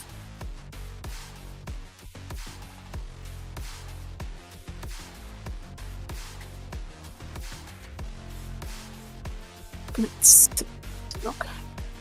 You got a good 6 move. I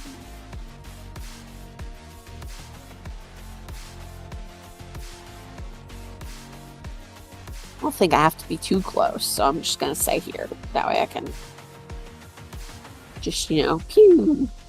All right. Roll your ritual magic. I'll roll my defense.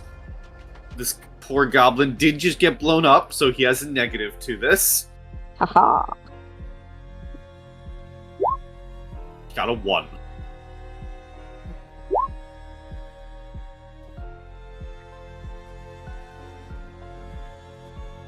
You fire at this goblin, and he turns into a goblin popsicle. He is frozen in place. Yeah. Diego the Rogue.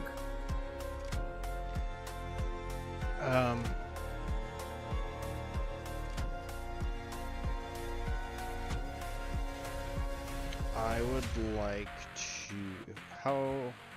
This is the last one, right? Yep. Can I still use magic? Like, I don't have the staff that I summoned last time, but can I just summon it again? The Witch Doctor staff? You go to summon it, and it does appear in your hand. Okay. Do I have to spend a staff point for that?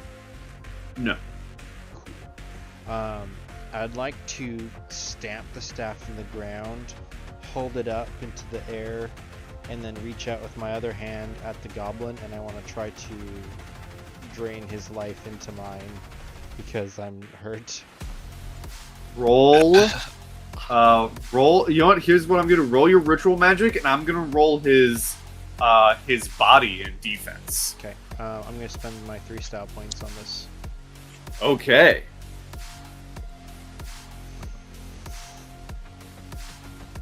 Incoming. I'm gonna roll his body. What does it look like as you drain the life force from the last goblin and kill it? Okay. Have you seen the movie Warcraft? Yes, and I think So, it's underrated. That's what happens. When Gul'dan it just grabs him, yes. green light just comes out from my hands, and then like the goblin withers, and almost like moisture of energy and stuff pours back over into my fingers. And I don't know how much you want me to heal. Heal full.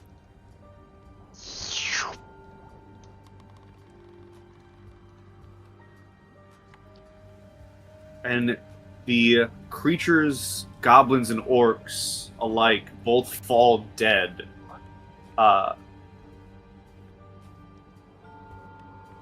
You see the symbol of the Netlich appear in the sky once more and says,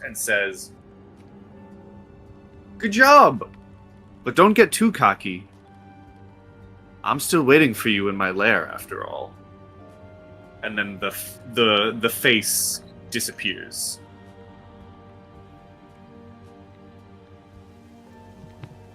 Alright, so we're out of combat, right? Yes. The doc is gonna look over at everyone. I had a stint in high school. Leave me alone, okay? But let's keep our eyes open. We don't want to do any backtracking for any key items. We need to push ahead.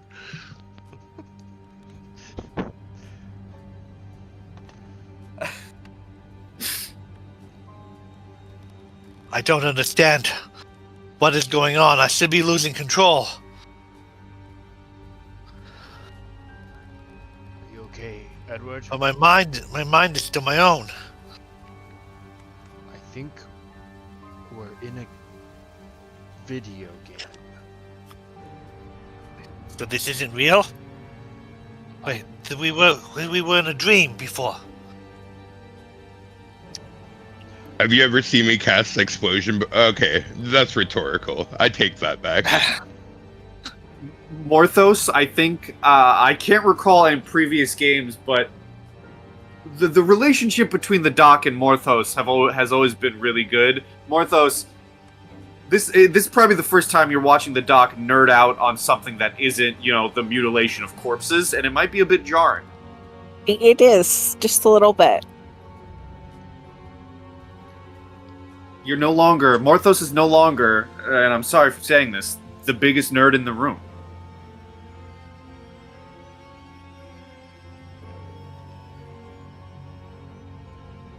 Which might be a good thing. Morthos might be feeling good with that. Perhaps.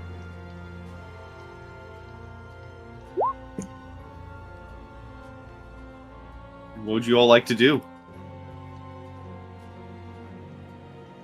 With a kind of a husky, heavy voice muffled by the hood, Diego wants to tell Edward to think about something from home.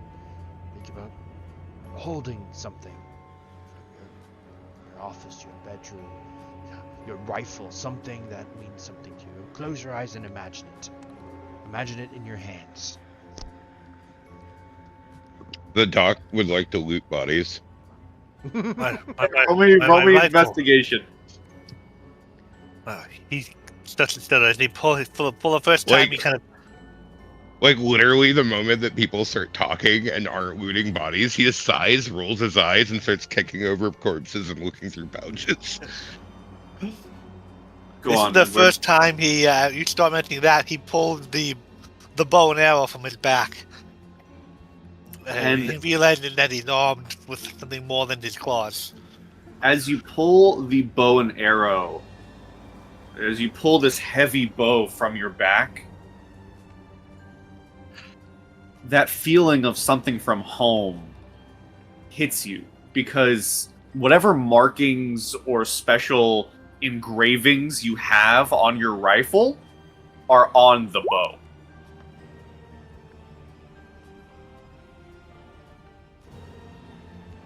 Three says. I suppose not many people know this, but given what has happened,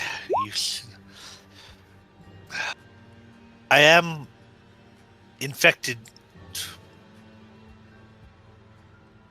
It's kind of not really it's not really something I share with many people. But When he I says was he's infected with infected, lycanthropy before joining Quantum Black.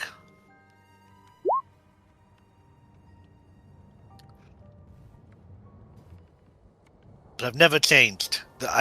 Every month before the full moon, I take Quantum Black provides me with serum to prevent the change.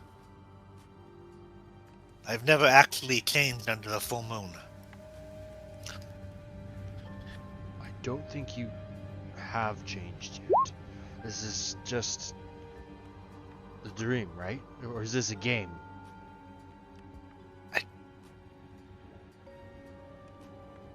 Outside of my family and the upper ranks of Quantum Black, you're the first I've told, but you should know, considering what stands before you. I try to take the mask off again to get some space.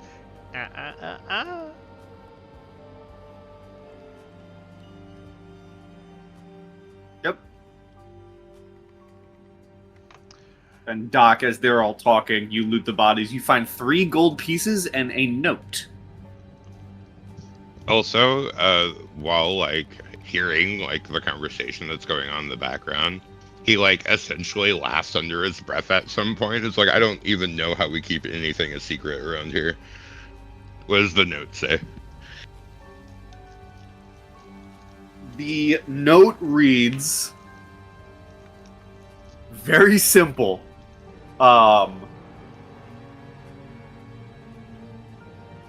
Rough them up. Get them to learn their new abilities, but don't kill them. Signed, Z.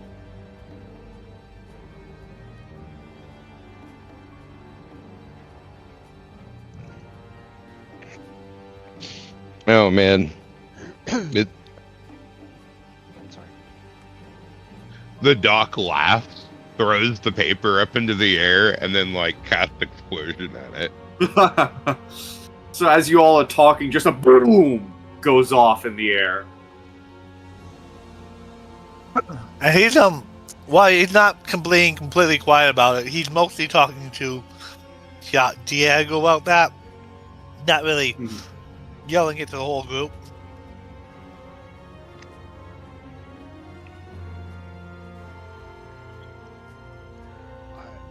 Diego doesn't necessarily know how real that is compared to just being in the dream.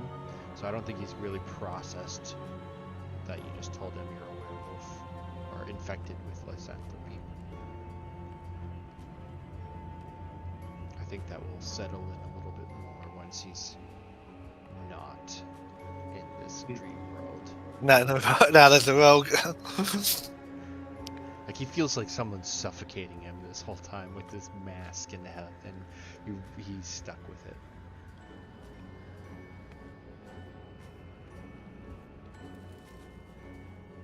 All right. Anything from Jess or Morthos?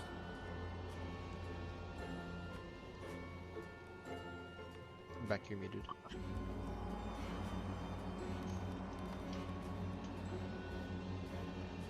Morthos just kind of is waiting around until we start moving forward again.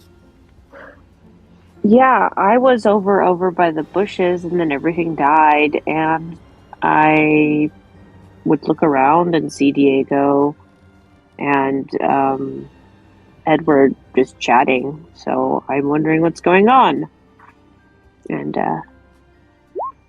looking around. It seems like we're stuck here, and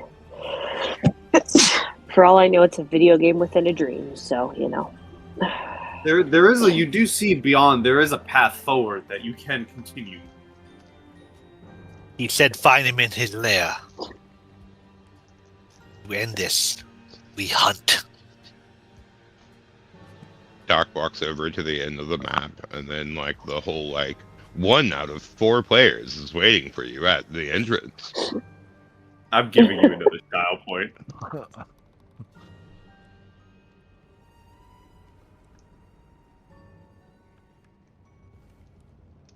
Oh, no. I would Tori go is- follow the Tor- doc. By the Tori way, is here as an elf. I don't have control over him. I tried to move him earlier, and he was it that's wasn't weird. working. So yeah, I did try to move him, but he's a projection, and he's not the real Tori. So I'm No, going it's to. because he's not. I don't have him under the right token. That's why. You Yeah, should be able to move him now.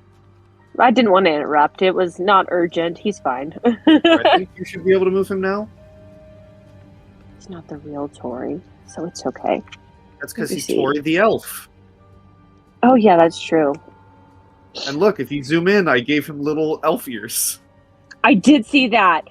I totally did see that. By the way. You have spent now that I you have was- spent way too much as I time was- with each token, but I love them. Looking at that, I was like, "You have way too much time on your hands, and I'm here for it." The docs is my favorite. Everyone zoom into the docs token.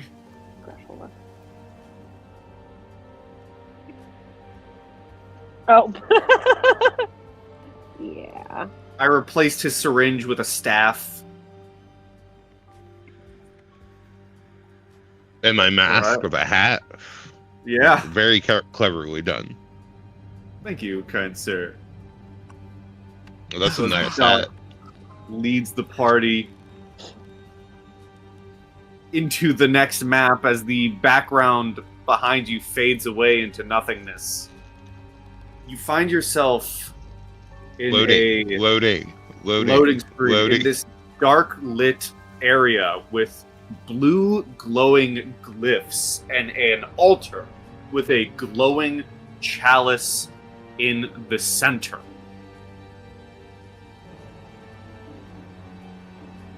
And you hear a voice say, "Every good adventure needs a good puzzle. Take the chalice and dip it into the fire, but dip it into the wrong one, and you may be getting burned way greater than you'd ever like to be. Good luck!" And then the voice fades away.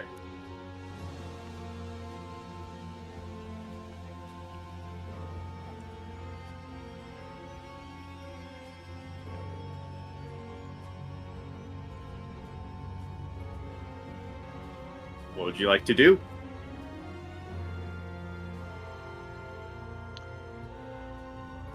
I am going to move up, start moving. Let them deal with the puzzle, but I'm gonna stealth and start looking around the place. Sure, roll me stealth and a perception.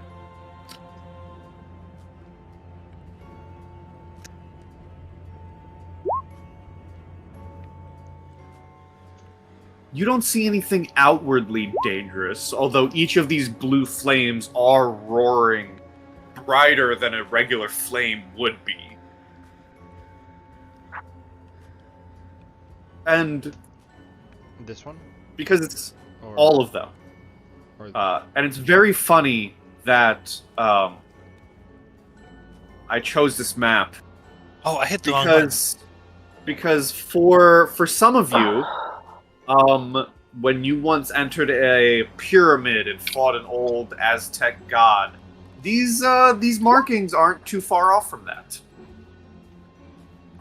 Oh, I'm so freaking hot. Oh. Do I recognize them from the Aztec from Mexico? It's not 1-to-1, but it is very close. So, the doc is going to walk up. Actually, no. I'm doing this all wrong. I'm gonna roll, and then I'm gonna roll again, and then I'm gonna roll again, and then I'm gonna roll again, all the way over here, and then I'm gonna roll against the wall. Just for kicks. Just hear me out. Okay. Give me a strength roll, please. Is that a heavy roll, or is that light press or heavy press? You're light rolling. Okay, give me a sec. You said strength, right? Would that be Yeah. body? No, the strength. strength. Yeah. For kicks and giggles, I'll put 2 style points in this because I think it's funny. Okay.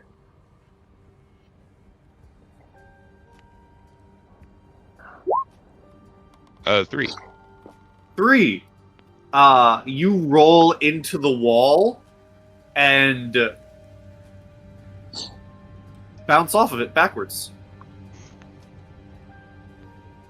Damn. As a It's never bluish- so obvious. As a blue shimmering force field blocks your pathway.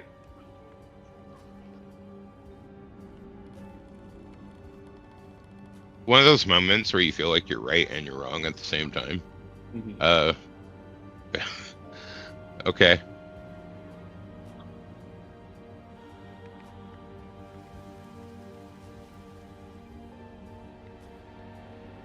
Anything from Morthos, perhaps?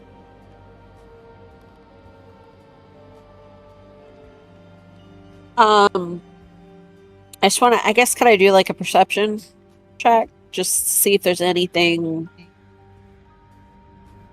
I don't know, anything that's not like that we're not immediately seeing. I guess. Sure. The doc will also call over to Morthos and be like, there seems to be some type of actual like force here. Like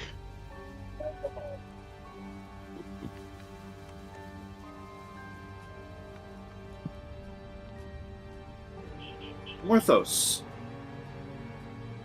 As you move forward, at least on this level of platform, you notice 2 tiny red Z's on this brazier of flame and this brazier of flame, but not on this one.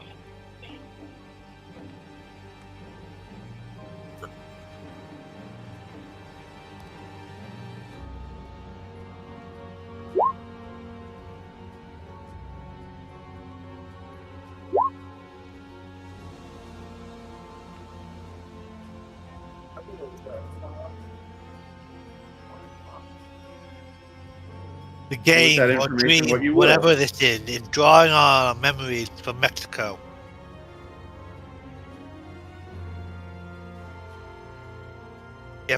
Do we have to choose between just the front 4, or are all 7 an option?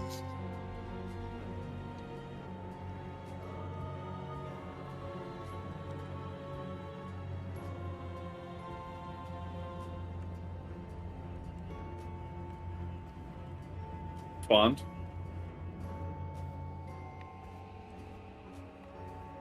As you're looking over the goods, does anyone, did Morthos, do you inform the group what you found?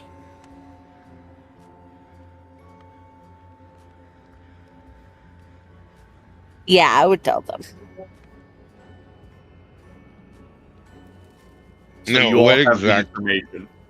What exactly was she telling us? That those 2 are a different color? These braziers they still have blue flames, but on the braziers themselves, there are red Z's marked on them. Okay.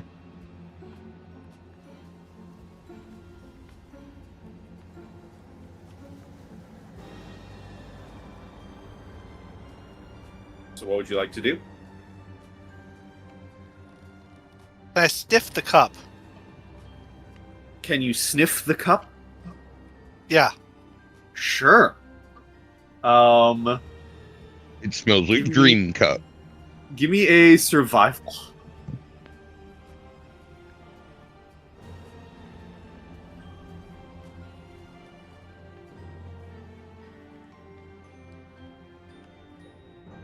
That didn't go to. Oh, there we go. Hit submit. I forgot I have to hit submit. It smells like gold.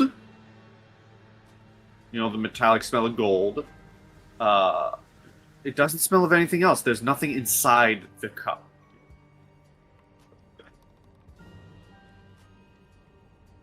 Are these braziers? They are not. They are physical, magical seeming manifestations of the runic walls. Gotcha. And I'll repeat the puzzle you were given.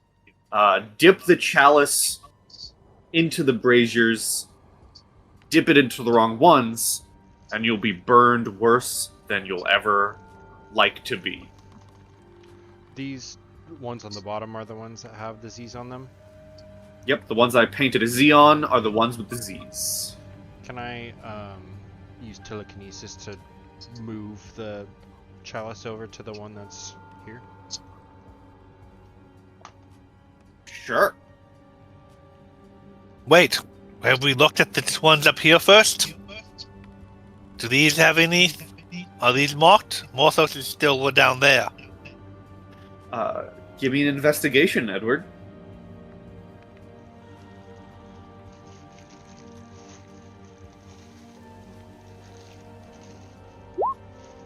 Nah, great. Nope.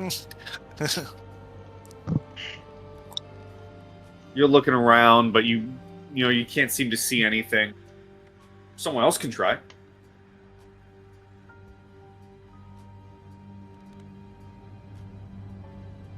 Well, I guess I'm up there as well. I could run an investigation. Barrel. Investigation. Wow. Wonder eyes activate. Nope. And get nothing. Absolutely no.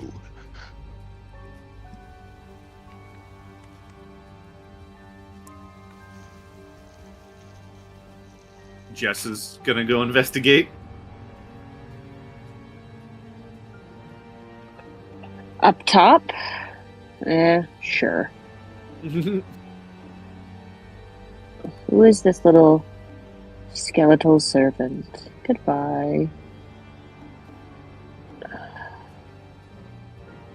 Oh my goodness. Sorry. I'm doing my D&D on a different computer today. So the figuring out controls has been weird. The drow investigation. You should just click your token and use the arrow keys. That works now. Oh. Does it now? A 3. You notice you don't notice anything on the far left and the far right, but you notice that there's a red Z on this one and a red Z on this one. So, there's a Z here and there, and I don't know whether we want to dip it in that one or not. What was the directions again? Find out if the other two have Z's or not. There's the other three. Oh, Yeah.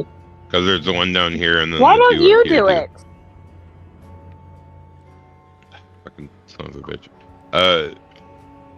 Desmond will walk over here. Yeah, expending no effort in this dreamlike state. And then Sorry, I Take couldn't. an I couldn't investigation. justify going and doing work. you're like, There is I don't no- dream of work. That would be a nightmare. There is no Exactly. Z. directly on this one. Diego, Desdemona, there's no Z that you can see on this one.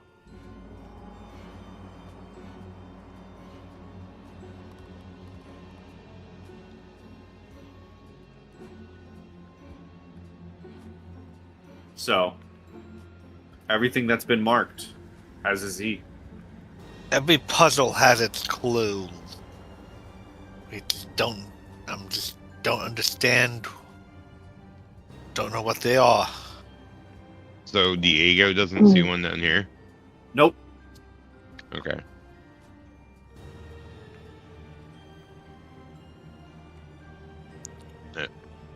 And like, I just rolled bad, but like, I don't know that. I'm just not seeing it. Yeah. Precisely. Can I fly? Can I just manifest floating and just Roll your ritual magic.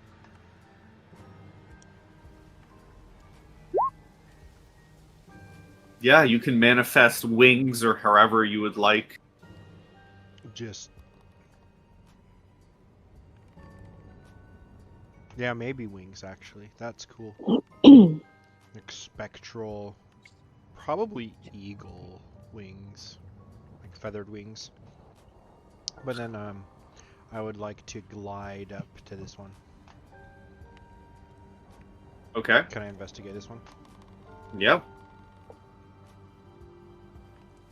I would also like to see if there's any sort of determination from these markings that I would recognize. Okay. Not just for ZigZag, but for like spiritual deity and cult. Diego and Morthos, both of you roll me supernatural lore. Diego, you do not see. There does not appear to be a Z on this brazier.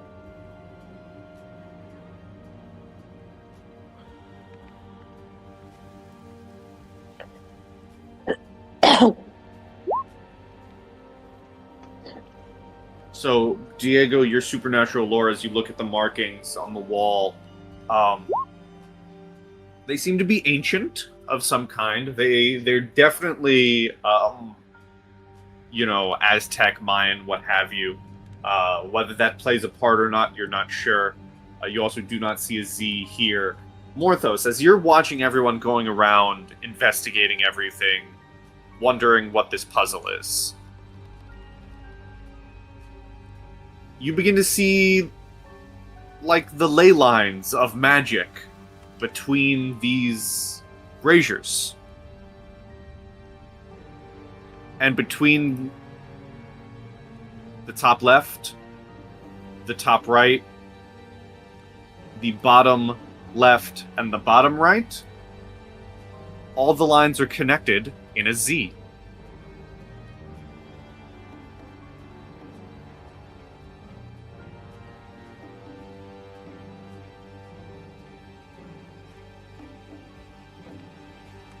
I had a hard time getting the mouse to work so I could unmute myself.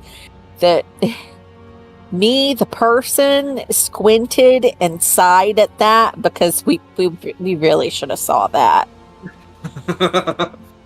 It was right there.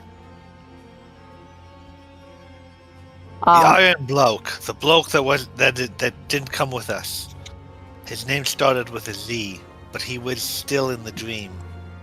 But Morthos Perhaps be like, he's giving us a sign with these red Z's. kind of like come up to where everyone is. It's like they all connect with ley lines. They make a Z. The weave. Well, let's put the fire on the brazier, or the chalice in the braziers.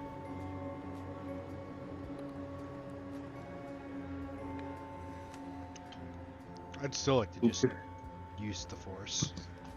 Use the force. I mean, the doc will suggest maybe, like, especially after Morthos points out, like, the Z pattern or whatever, maybe what we're supposed to do here is not just dip it into one, but to dip it into this one, then this one, Yeah. and then like that one, and then the other one, and make like the Z pattern. Well, read the poem again, please. I asked you to do it a bit ago, but I don't think you heard me. The riddle. doc, hearing read the poem again, the doc just picks up the flask and then just says, "Read it yourself," and like walks over there and like, So good. and like just starts doing the thing. That's a style point. That's a style So point. good. I'm gonna give a style point to both of you because Jess did start it. I did. I totally 100% asked for that. Do you dip the chalice into the first flame, Doc? Yeah. Oh, if he's doing it, I'm just gonna watch. You dip the chalice into the flame, and you see the chalice fills with the blue fire as this flame goes out.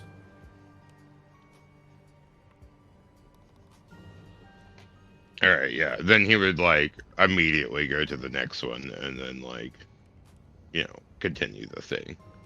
As you continue in the order, brazier by brazier, each one goes out, and you hear a magical shattering as the blocked doorway before you and the blue force field preventing your passage is gone.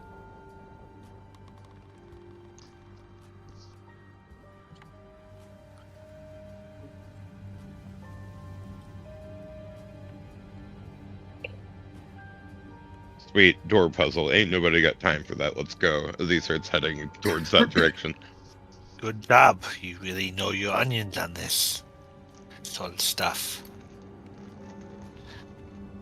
Can I manifest more tattoos over my body and the skin that's Sure. not covered? And so Sure. basically, most of my skin is inked out. Because I'm not really wearing like a shirt, so it's just the hood and like the cloak. But then like the rest of my torso, which already has tattoos on it, like fills in, so now it looks black. Then I'll just float in. As you all go down the pathway, you hear the voice once more say, with a clapping of hands that you cannot see,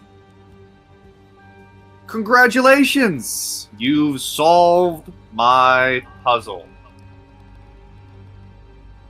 Now, while fantasy is all well and good, my natural home is sci-fi. So we're going to get a little futuristic, but remain fantastical a little bit.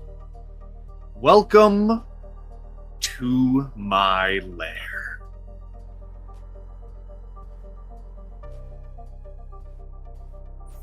And you see 6 glowing orbs with a... Well, that's by design. To have both overlapping. You see 6 glowing orbs of light beams and a figure in the center at the end of all the light, the net lich within it all. And he says, "Now, before we get to the main show, my minion is here. My bodyguard is here to deal with you all. Revenant Prime, if you will." And you see a hulking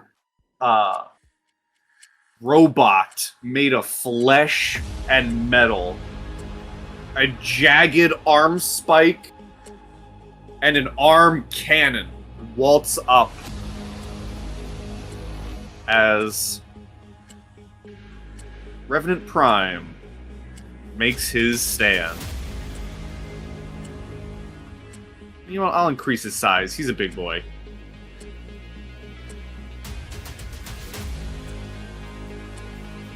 Let's roll initiative, shall we? Are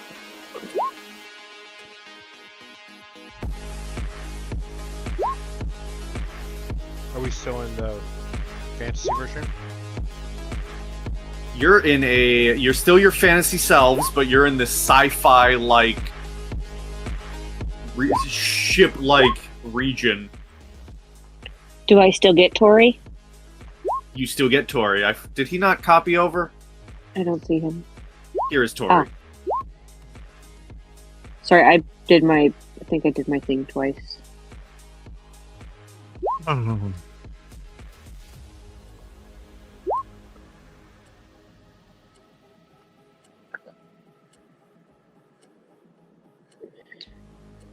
right.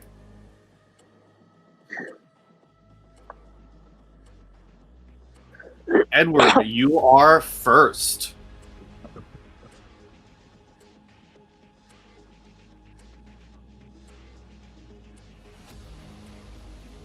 What would you like to do? He kind of addresses the question to the whole group. It's like, and said, would destroying the orbs do anything?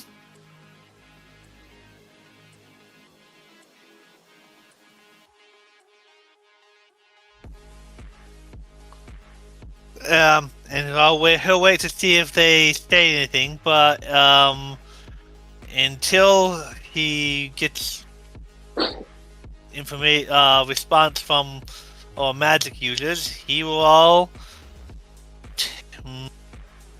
move up to where he has a clear line of fire and take a shot at Revenant Prime. All right.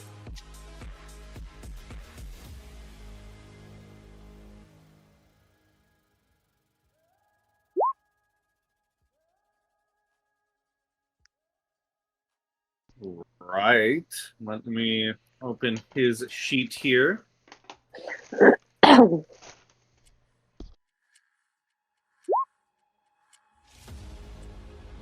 You fire the bow and it sticks into him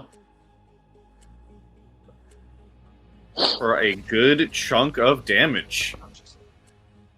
Oh, we hunt.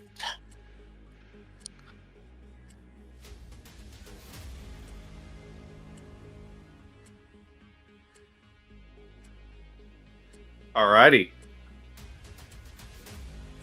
Revenant Prime, as you see the fleshy bits of his robotics begin to almost repair themselves from the arrow wound.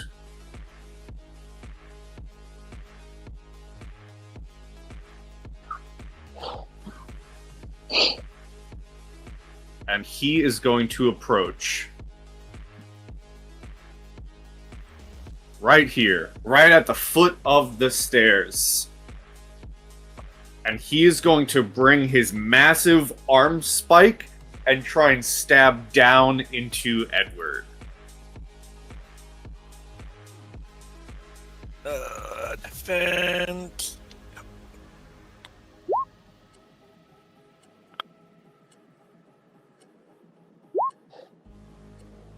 You manage to dodge barely out of the way as he stabs down towards you.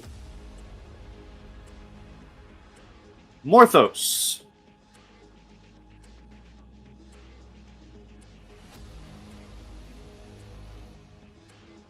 Ooh, okay. Yeah, Revenant Prime moved, and I was like, there went my idea. Which is funny because it gave me a freaking amazing idea. Oh, I'm afraid. It's gonna be great because you're like, oh, he's like the wizard guy, and so I was gonna like, when in doubt, fireball. However, I do imagine there would be repercussions to me using fireball as, area of effect. Yes, fireball Being may or may not be treated like a grenade throw. So yeah, and I don't want to be like someone and explode my friends. Mhm. So, I don't know um, range in heal, but I have a little advice for that. If you don't want to explode your friends, but you want to use grenades, don't have friends. No, I'm joking. I thought you were gonna have some nice advice.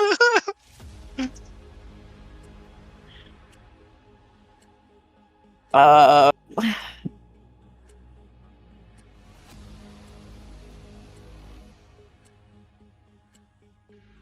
do. Sorry, I'm like.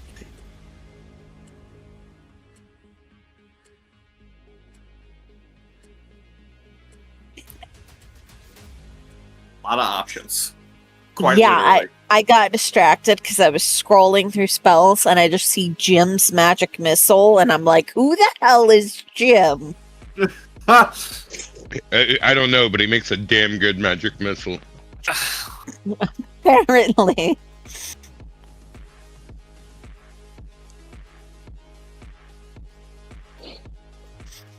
It's funny.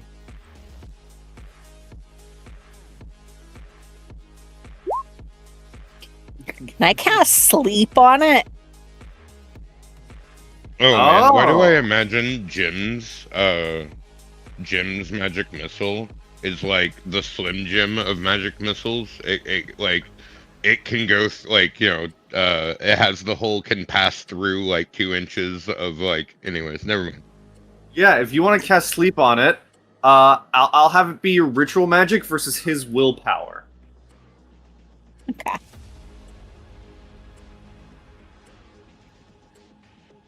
And you do have style points if you'd like to use any.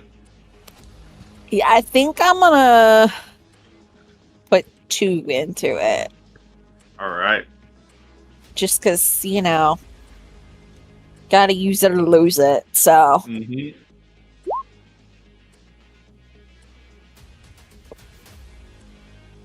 Jim. Jim. All right, I'm gonna roll his willpower.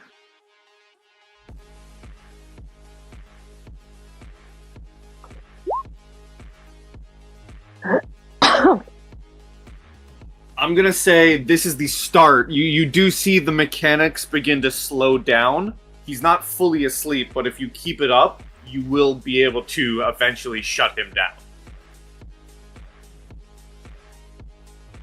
Okay. That is all. Jess! I don't know how to shut down a robot, but I do have this fancy schmancy thing that goes shocking blast. And Yes.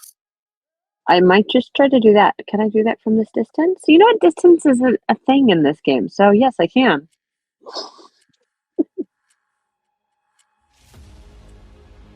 Boom. Shocking blast. I will roll his defense.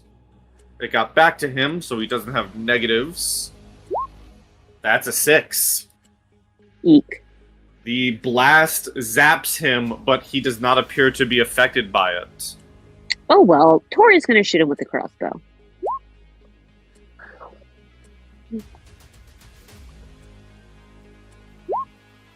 Nope. Wait, was it Tori's turn? It's not, but if you want Tori to do that anyways, he could do it anyways, I just because it's feel the like it's direwolf easy. and then Tori. It's really easier for me just to do them in the same time. It's fine. We can. But Okay. the bolt sticks into the creature, but does no damage. Okay. Totally fine. Uh, It'll at least lower his defense potentially. Direwolf. go for the leg. Go for the leg. Yeah.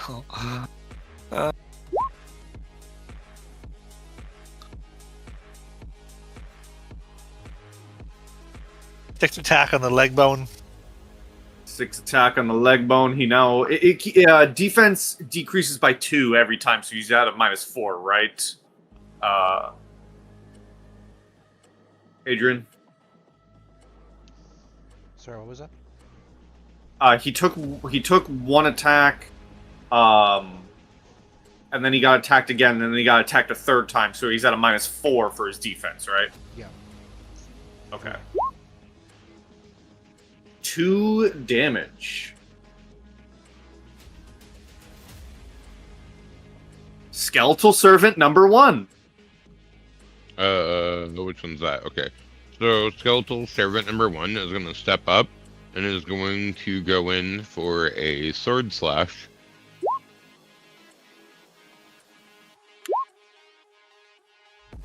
Four damage. And then it's going to step away and then create battle line down here. All right. Diego the Rogue.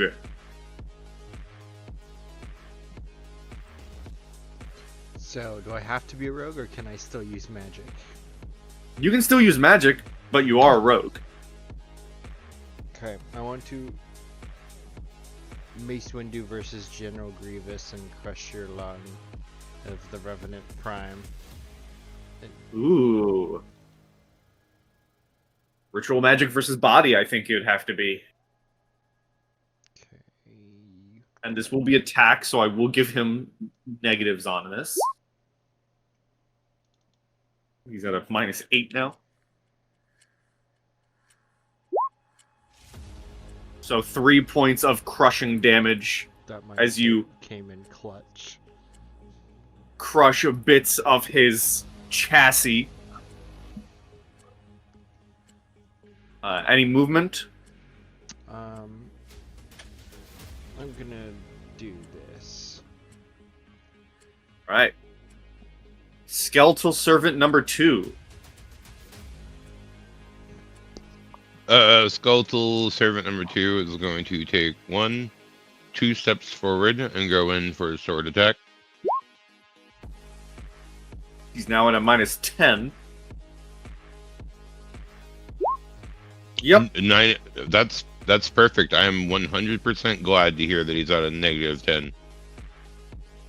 And then he's going to take 1, 2, 3, 4 steps back for full movement. And Desdemona the Necromancer.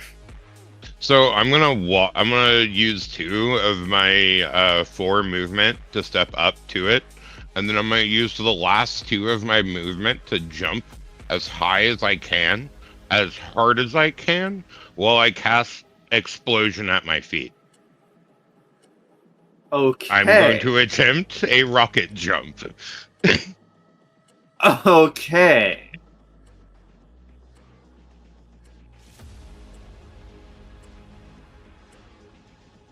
So you're... Where's my... Yeah, okay. I think I will have to ask that Edward and the Direwolf roll defense as well. Okay. As you jump up and unleash the Staff of Explosion's powers. Direwolf is fine. Ooh. That might hurt me. That's 4 damage to Edward.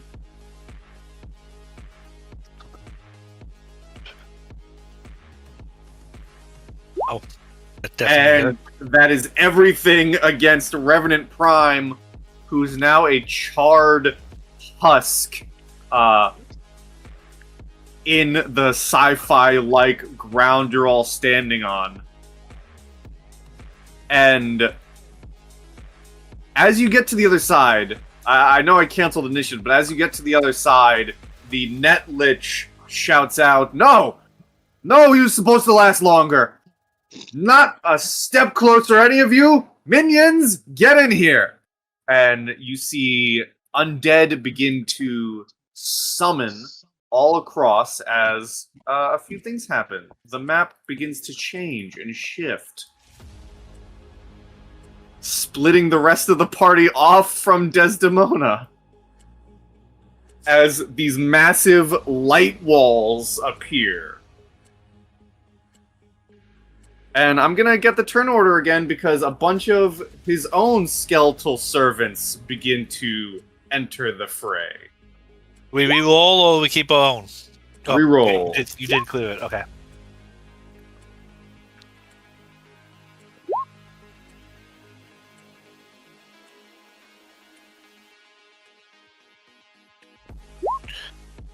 Welcome to the Obi-Wan Kenobi. That's the wrong thing. Obi-Wan Kenobi Darth Maul section of this adventure. Huh.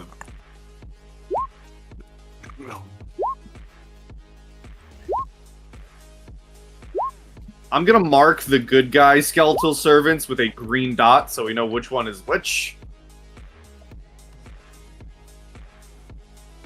Damn, Morthos, you're first with a 7. Yeah, I think that's the only time in like all of history I've rolled higher than a 4 for initiative. And it's like one of the only times that I have not wanted to roll higher than a 4 for initiative. So I'm just like, okay, what do we... Like, force field, is there a way to walk around the blue force fields? Give me a perception.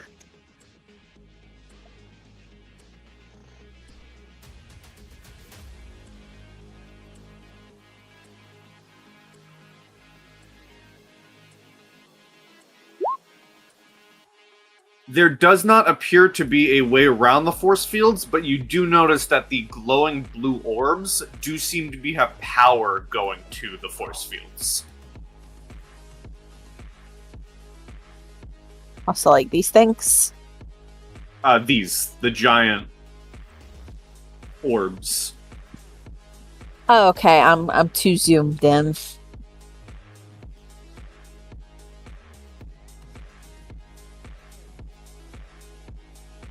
Okay. Okay, I'm actually gonna move back. No, I don't have to. I don't think. I don't know. Since those seem to be giving it the force field power, I'm just gonna like magic missile one. Okay. I'm gonna swap music, because I have a bunch of music here. What's this one? This one's fun. Yeah, we'll use this one. Alright, roll your ritual magic.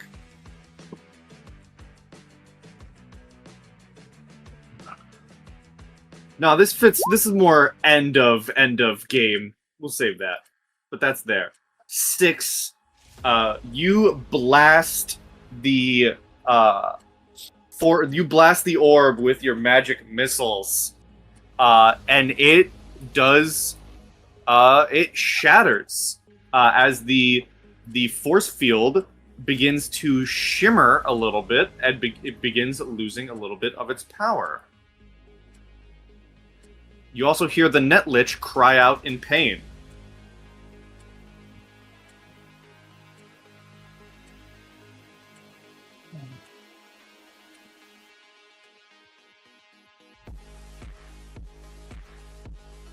Anything else? No. That's gonna be all. Desdemona, you are cut off from your party. Right. So I heard that get exploded and like damage direct to the lich, right? And like Yes. power flicker and whatnot. Alright, Yep. Witnessing that, Desdemona will like ignore the skeletons over here for now and will directly target the orb over here with the Staff of Explosions.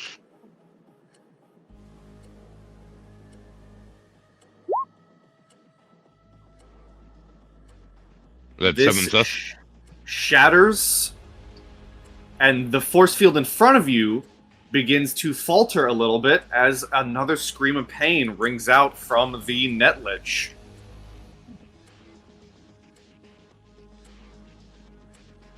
Do you want to move at all, or you want to stay where you are? Me, I will stay where I am for now. Alrighty. Edward, you are up. After cursing bloody hell after the explosion next to him, he will take his bow and he will gonna do this even before and target this one with his bow. Alright.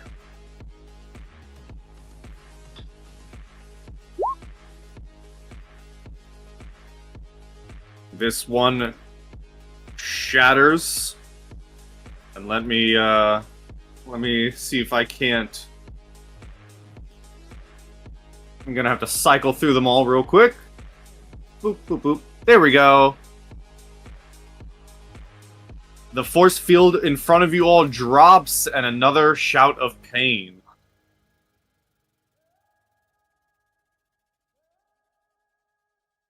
You have now accessed the other side. Any movement?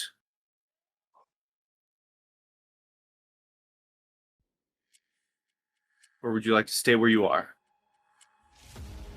He is pretty badly hurt, actually. So I think being where he is a fairly defensible position. Although he might move up a little bit to the top of the steps to get a little bit of higher ground for ranged attacks. I think that doesn't want to move too far. All right, Jess.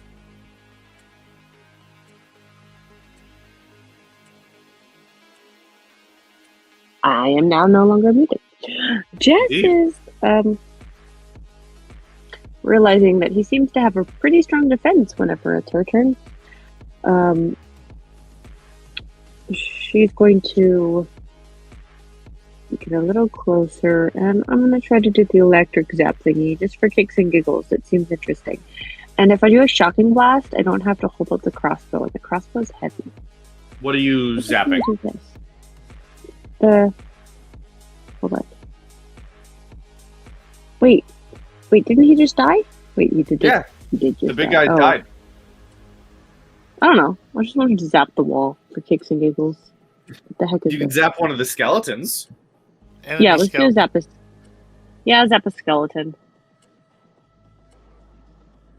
Let me roll its defense. It gets a 3, so that skeleton takes 2 damage. All right. And Tori will shoot a skeleton. Which one? Same one? Nope, the one that's in front of him. Different one. This guy? No, the one in green. Yeah, These sure, are that the- one. These are Desdemona's skeletons. Sorry, yeah. Well, yeah, the one over there that you said before.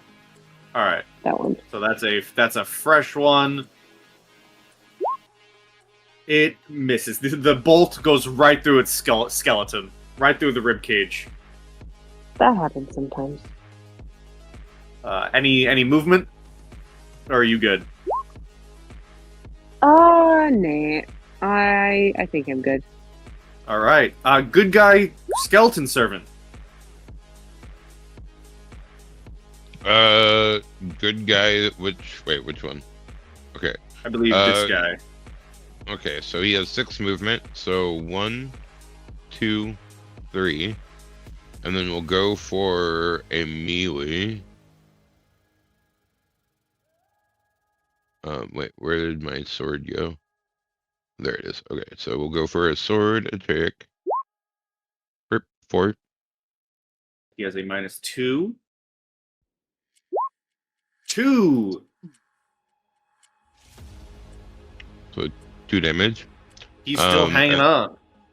Then it will then take 1, 2, 3 back, kind of keeping a retreatable kind of backline, and then it will end its turn. All right. Enemy skeleton is going to 1, 2, 3, 4, 5 right here and fight back against the traitor. So it's going to swing its sword at your skeleton for a 4. Okay, I will roll my defense. A 1. 3 damage So- to your skeleton. Direwolf. The wolf is told bet, and it's pointed to the bag of bones over here. So, can he reach there? Let's see, 1, 2, 3, 4, 5, 6. Okay, yep. He is gonna go get a bone from over here.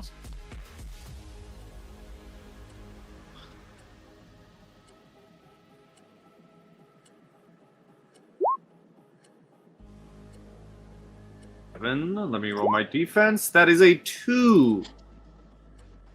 And the direwolf gets its bone as it kills this skeleton servant. It then lies down and just starts chewing on the bone. Of course. That's funny. Skeletons are gonna go. This one's gonna march on its skeleton trader. This one's gonna march on Jess.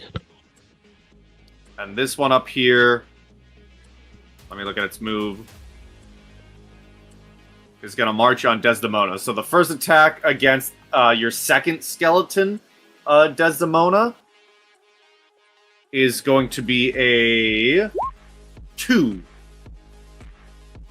Jess, this attack is going to be on you, which is a 2 again.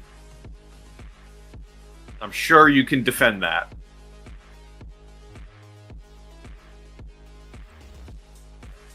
And then Desdemona against you is going to be a 4.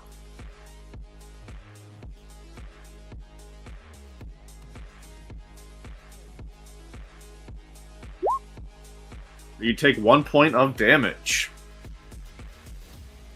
Diego. Diego is just gonna go run 1, 2, 3, 4, 5. 1, 2, 3, 4, 5. And I'll just go ahead and take the penalty for defense by full running. 1, 2, 3, Okay. 4, 5. 1, 2, 3, 4, 5. That's my turn. Alrighty. Other good guy skeleton servant.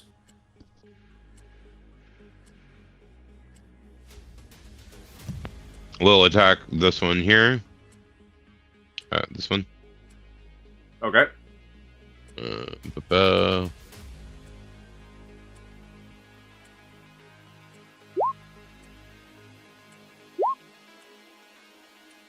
Three points of All right. damage. 3 points of damage. And then it will take a step back to here. Alrighty. This one is going to move on you, Diego, to try and stab into you.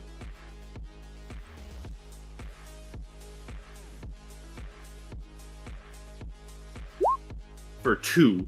Can you beat a 2 even with your negatives?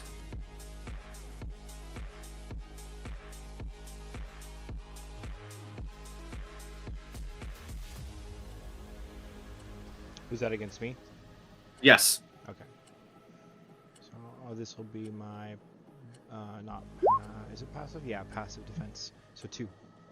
Well, you're good. Morthos, you are up.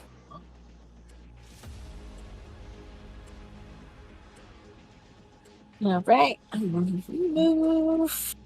Let me see. 1, 2, 3, 4, 5,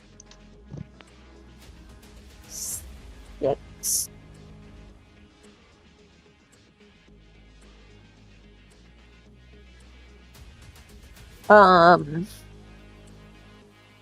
This here, is it like a wall, a pillar? Like, can I see over it? You can see over it. Okay. Cool. Then I'm gonna shoot this thingy. All Magic right. missile, I guess. Ritual magic. Right. Has anyone else's character sheets been loading slow tonight? think it's just my computer. That would sound about right. It Mine would. haven't been loading weird. This thing was out of date, like when we bought it. Rip. Yeah, it's okay. It 7. This Woo. one shatters. Yeah. Let me change the map. Let me cycle through everything. There you go. And you hear another cry of pain.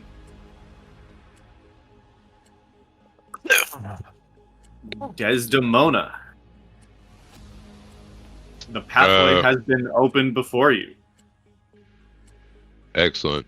So Desdemona will move 1, 2, 3, 4, and then will fire upon this orb Okay. with the Staff of Explosions.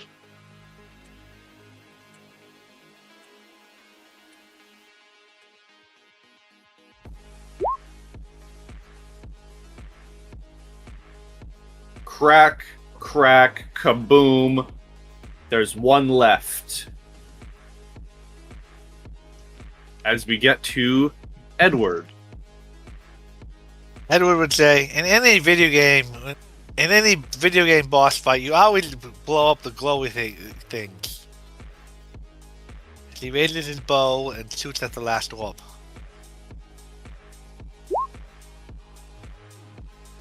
You fire your bow like Legolas through the air as it shatters the last orb, and you hear from the net lich a loud "No!" as white light begins to take all of you over, flashing you brightly, almost blinding you. And suddenly, you guys all come to. You awaken from your dream. And despite what the tokens say, you're no longer sitting in a circle of chairs. You're still in a warehouse. But you know what? Even here's the perfect thing I do. I'm going to move everyone's tokens to this room here. Rather than being in a circle of chairs, you're all surrounding a wooden table that has a battle map and various miniatures placed upon it. As ZigZag stands at the head of the table and says, "Damn it, I should have given that thing more health. Well, you completed my adventure. Thanks for joining me. It was fun. You guys had fun, right?" Are we just waking up? Yep, you are waking up to this table. You were flashed with bright light, and you awaken to a table with battle maps and miniatures, and ZigZag asking if you had fun.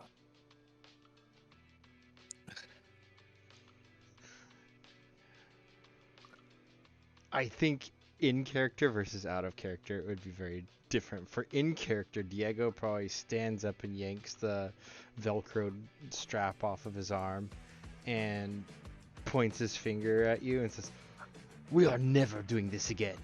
And then he's going to storm out.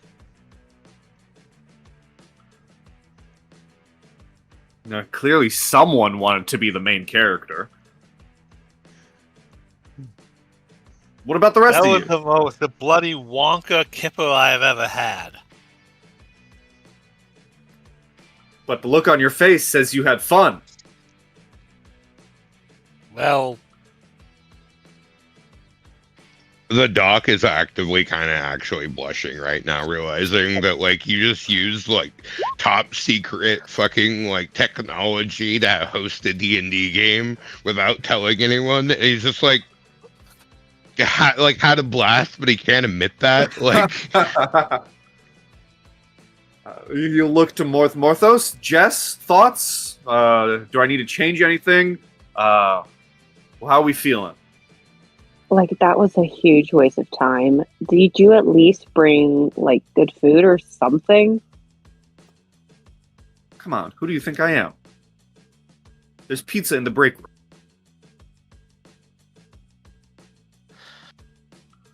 Okay, Yeah. but it better be the good stuff. As I leave the room, Tori is just sitting there at the table, like acting out with, because he didn't go into the dream, like with ZigZag at the table. He just like looks at Jess like he wasn't completely guilty of like playing D&D with him. I imagine Tori's like, I wanted to play D&D with them. He's totally playing D&D. What's Morthos' reaction? How's Morthos feeling? I mean, Morthos just like, Zig, if you wanted to play D&D with us, you could have just, told us like a normal person would. Are any of us normal? Ambrose laughs and goes, no. He had to do this. I wouldn't have willingly walked into this scenario. And with that, the last thing we see would be Green bringing back in the Hartman laptop and says, if any of you need any therapy after that, she's still here. And that is where we will end the abbreviation game, the abbreviation mission of Quantum Black. You'll all get your appropriate XP. Was it 1 for participation, 1 for roleplay, 1 for combat? I'll give you the wisdom. You found out you were in a D&D game. And solved the puzzle. What's the 5th one? I forget what the 5th one is. But you'll get all Or 5. accomplish the goal or something. Participation, Danger, like knowledge point, success point, and roleplay point. Yeah, you'll get all 5. All 5 XP to the lot of you as the abbreviation mission comes to a close.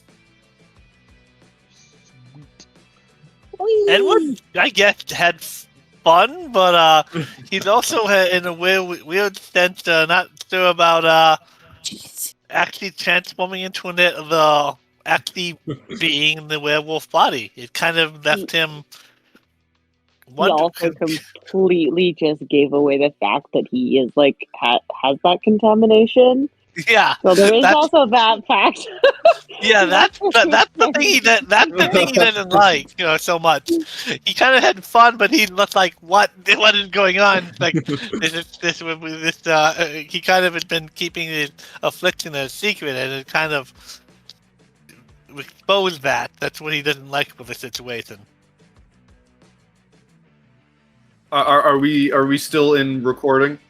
Let's turn off the recording and say have a good day, YouTube. Goodbye, YouTube.